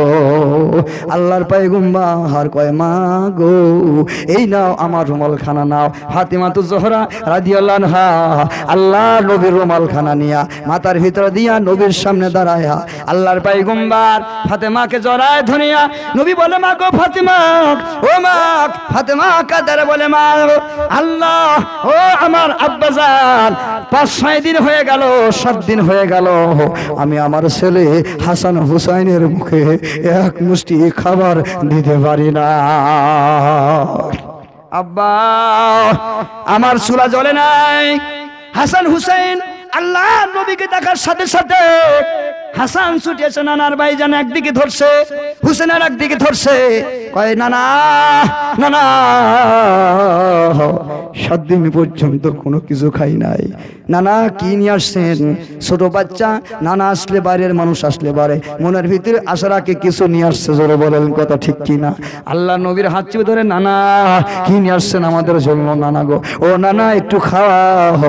আল্লাহ নবী চোখের পানি ছেড়ে বলে হাসান হুসাইন রে, ও হুসাইন কাঁদিস না, চোখের পানি মুছায়া দা। মা ফাতেমার সামনে দাঁড়ায় আল্লাহর পয়গম্বর বলে মা ফাতেমা আমি মনে মনে একটু ইচ্ছা করলাম, আমার মনে আসে যাচ্ছে মা গো আমি নবীর 7-8 দিন খানা খাই না, আমার পেটে বড় খোদা, তোমার বাসায় আসলাম মা গো জানোই আমি মনে মনে আসি হাসান হুসাইনের খানা বাসায়া তুমি এক মুষ্টি খাবার আমারে খাইতে দিবা। আল্লাহ নবী কাঁদতে লাগলেন, দোয়া করলেন। এমন সময় বাসার থেকে চলে গেলেন, হযরত আলী রাদিয়াল্লাহু আনহুকে বললেন, ফাতেমা ডেকে বলে প্রাণীর স্বামী আমার আর দেরি করা যায় না, আমার সহ্য হয় না, স্বামী গো আমার আব্বার হাতের দেওয়া একটা উন্না আমার ঘরের ভিতরে আছে, এই উন্নাটা বাজারে বিক্রি করো স্বামী আমার, নিয়ে যাও। উন্নাটা নিয়ে গেলেন, বাজারের ভিতরে বিক্রি করলেন মাত্র 6 টাকায়। ভাইজান বাজারে বিক্রি করিয়া হযরত আলী দাঁড়া আছেন, বাজার থেকে বাইর হওয়ার সাথে সাথে আল্লাহু আকবার একজন মানুষ সামনে দাঁড়ায় কয় আলী, ও আলী রে 7 দিন যাবত নাই 15 দিন যাবত আমার বাসায় খাবার না, ছেলে কাঁদে মেয়ে কাঁদে, কি করে তাদের বুঝাবো? আলী দাঁড়ায়া চিন্তা করে আল্লাহ আমার ছেলে মেয়ে 7 দিন হাসান হুসাইন ভাইজান রাখি আছে, হে মুসাফির তোমার বাসার কি অবস্থা, তুমি আবার আমার সামনে এসে দাঁড়ালে। মুসাফির কয় ও আলী আমি বাসায় ফিরে যেতে পারি না, ছেলে কাঁদে মেয়ে কাঁদে, একটু ব্যবস্থা করো, কিছু দান করো। হযরতে আলী দাঁড়া দাঁড়া চিন্তা করলো, আমার ঘরে 6 দিন নাই 7 দিন নাই, ওই আল্লাহর বান্দার ঘরে 15 দিন খাবার নাই, যা যা টাকা বাসায় নিয়ে যাব না।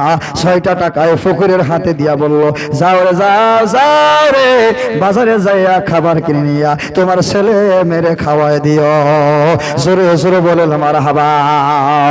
আমার ভাইরা আমার ভাইরা, হযরত আলী বাজার না করিয়া বাসার দিকে যাইতেছেন, এমন সময় ভাইজান চোখের পানি ফেলতেছেন, আল্লাহ কি করব। হাসান যদি কয় আব্বা খাবার কই, হুসাইন যদি কয় আব্বা খাবার কই, কি বলবো আমি তাদের সামনে, কি জবাব দেব। এই নিয়ে আল্লাহু আকবার গেটের ভিতরে ঢুকবে, এমন সময় পিছন দিক থেকে একজন আসিয়া কয় আলী রে দাঁড়া দাঁড়া, যাস না বাসায় ঢুকিস না, দাঁড়া। ওরে আলী আসছি একটা ব্যবসা করার জন্য। কয় আলী আমি একটা উট বিক্রি করব। আলী তার চেহারার দিকে তাকায় কয় বাজে কথা বলো না, উট আমি কি দিয়ে ক্রয় করব, আমার কাছে 1 টাকা নাই যে টাকা দিয়ে উট কিনতে পারবো। ওই লোকটা বলল শোনো আলী রে টাকা লাগবে না, টাকা ছাড়াই আমি তোমারে উট দিয়া দিব। জোরে জোরে বলেন মারহাবা। টাকা লাগবে না, তুমি যাও এই উটটা নিয়ে বাজারে বিক্রি করো, উটটা তোমার কাছে 100 টাকায় আমি বিক্রি করলাম, তুমি বাজারে নিয়ে বিক্রি করে পরে আমাকে টাকা দিয়ে দিও। জোরে বলেন সুবহানাল্লাহ। হযরতে আলী রাজি হয়ে গেলেন, উটটা বিক্রি করে দিল। আলী উট নিয়ে বাজারে হাজির, সমস্ত লোকজন দাঁড়ানো। একটি লোক দাঁড়া কয় হে আলী বাজারে আসছো রে, উট বিক্রি করবে? কয় হ্যাঁ। কত টাকা দাম নিবা? দাম চাও? আলী দাম চাই না। আলী দাঁড়া আছে গো, টাকা চাই না, দাঁড়া আছে। উটটা কিনেছি আমি মাত্র 100 টাকা দিয়া। হযরত আলী দাঁড়ায়া এই কথাটুকু বলছে, আর কিছু বলে নাই। এবার কয় আলী তোমার উটের দাম 160 টাকা দিব, এই নাও টাকা নাও। হযরত আলী ভাইজান রাজি হয়ে গেলেন, 160 টাকা উটটা বিক্রি করে দিলেন। আল্লাহু আকবার। সাথে সাথে বাজার আল্লাহু আকবার বাড়ি আসিয়া 100 টাকা ভাইজান পকেটে রাখি দিয়া আর 60 টাকা দিয়া লাভ হয়েছে এটা দিয়া বাজার করছে, সদাই করছে, সব কিছু করিয়া আল্লাহু আকবার বাসার ভিতরে নিয়া মাথায় করে যা হাসান হুসাইন আসিয়া বাবার হাত ধরে আনন্দ করে। জোরে জোরে বলেন মারহাবা। ফাতেমা জিজ্ঞাসা করে বলে স্বামী, ওগো স্বামী আমার এত বাজার কই পাইছো? আমার উন্নাটা বিক্রি হয়েছে মাত্র 6 টাকায়। 6 টাকার বাজার এত হতে পারে না স্বামী আমার, এত বাজার কই পাইছো? কয় না না আমি একটা ব্যবসা করেছি এমন কায়দায়। কয় স্বামী আমার এই ব্যবসা হালাল হবে কিনা আমার জানা না, আগে আমার আব্বার কাছে জিজ্ঞাসা করো। জোরে জোরে বলেন মারহাবা। আল্লাহ রাব্বুল আমিন ওদিকে হযরত আল্লাহ নবীর কাছে রব্বুল আলামিন জিবরাইল আমিনকে পাঠাই দিলেন, জিবরাইল যা সব ঘটনা বলে দিয়া আমার আলীর সাথে আমার ফেরেশতা যারা ব্যবসা করেছে তাদের কথা জানাই দিয়া আল্লাহর পয়গম্বরের কানে দেওয়া হলো।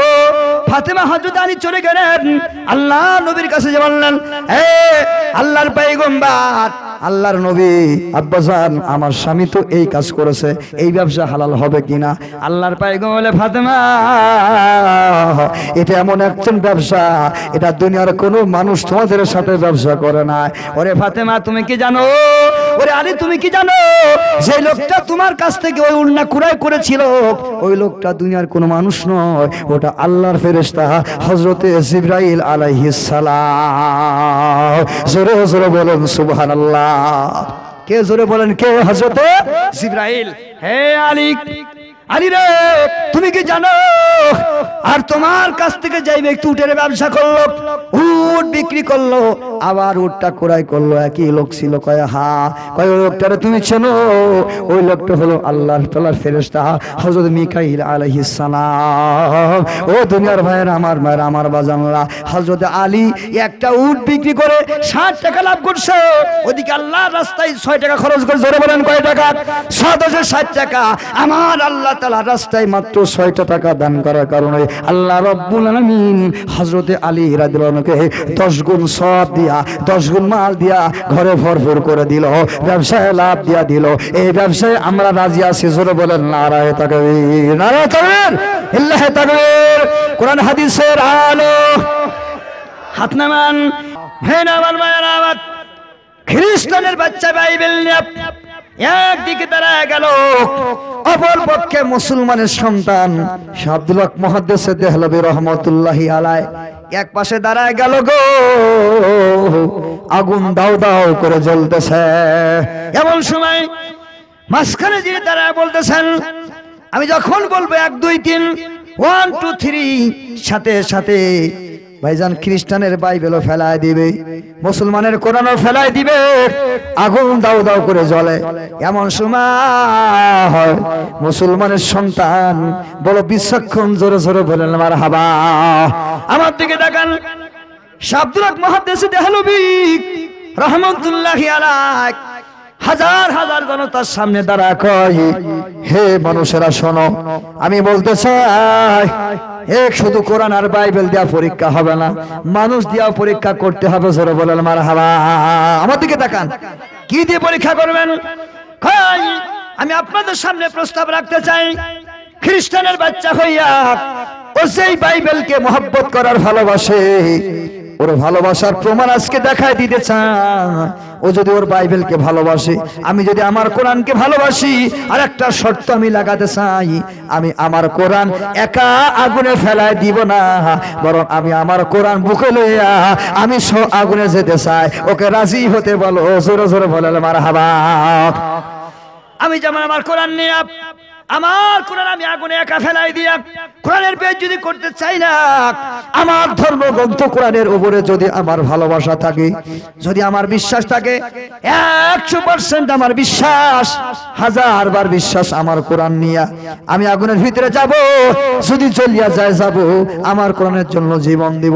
আমার কোরআন আমারে বাঁচাবে, আমি রাজি আছি। খ্রিস্টানের সন্তানরে বলো রাজি করাও, সে যেন শুধু একা বাইবেল ফেলালে হবে না, কারণ বাইবেলের কপিটা হাতে নিয়া তাকে আগুনে লাভ দেওয়া লাগবে। জোরে জোরে বলে মারহাবা। গোটা দেশে হাজার হাজার মানুষ দাঁড়ানো, সবাই হাতে তালি দেয়, হ্যাঁ ঠিক বলেছে, ঠিক বলেছে। সমস্ত মানুষ দাঁড়ায় আছে, বাবা মজা বেঁধে গেল, খেলা বেঁধে গেল। দেখা যাক মুসলমানের সন্তান বিজয় হয়, আল্লাহর কোরআন বিজয় হয়, নাকি খ্রিস্টানের বাইবেল বিজয় হয়। হাজার হাজার মানুষ তাকানো চতুক পাখির মতো চেয়ে আসে। এমন সময় খ্রিস্টানের সন্তান হাত তুলে দিয়ে বলল, না না, আমার বাইবেল ফেলায় দিতে রাজি, আমি আগুনে লাভ দিতে রাজি না। মুসলমান ভাইরা আমার এবার বলতে লাগলো, তাহলে আল্লাহর কোরআন জিতে গেল। সূরা বলেন মারহাবা। নারায়ে তাকবীর, নারায়ে তাকবীর। ওই দুনিয়ার মানুষ জানিয়ে রাখো, আল্লাহর কোরআন বিজয় লাভ করে ফেললো। তার কারণ এবার খ্রিস্টানের সন্তান বলতে লাগলো, শোনো, আমি জানি, আমার বিশ্বাস, আল্লাহর কোরআন নিয়ে যদি আগুনে মুসলমানের সন্তান ঝাঁপ দেয়, আগুনে তার সন্তান মুসলমানের ছেলেও পড়বে না, আল্লাহর কোরআন পড়বে না। কিন্তু আমি একটা চালাকি করিয়া এই মুসলমানের ধর্মগ্রন্থের সাথে আমি আল্লাহু আকবার চ্যালেঞ্জ করেছিলাম। তার কারণ আমি জানি, আমার এই বাইবেলের উপরে তাকাই দেখেন, একটা প্রলেপ দিয়েছি, যেই প্রলেপটার কারণে আগুনের ভিতরে দিল এই বাইবেল জ্বলবে না, কিন্তু এই প্রলেপের কারণে আগুন জ্বলবে না। কিন্তু মুসলমান ইমানের সাথে এত বড় মজবুত, মুসলমান ইমানের দাবি নিয়ে আল্লাহর কোরআন কি এত বিশ্বাস করে, আগুনে লাভ দিতে চায় আল্লাহর কোরআন নিয়ে। এই জন্য আমি যদি আগুনে যাই, আমি আগে পড়ে যাব, আমার বাইবেল জ্বলবে না। আল্লাহ মুসলমানের সন্তান যদি আগুনে যায়, আল্লাহর কোরআনও পড়বে না, মুসলমানের সন্তানও জ্বলবে না। জোরে জোরে বলে মারহাবা।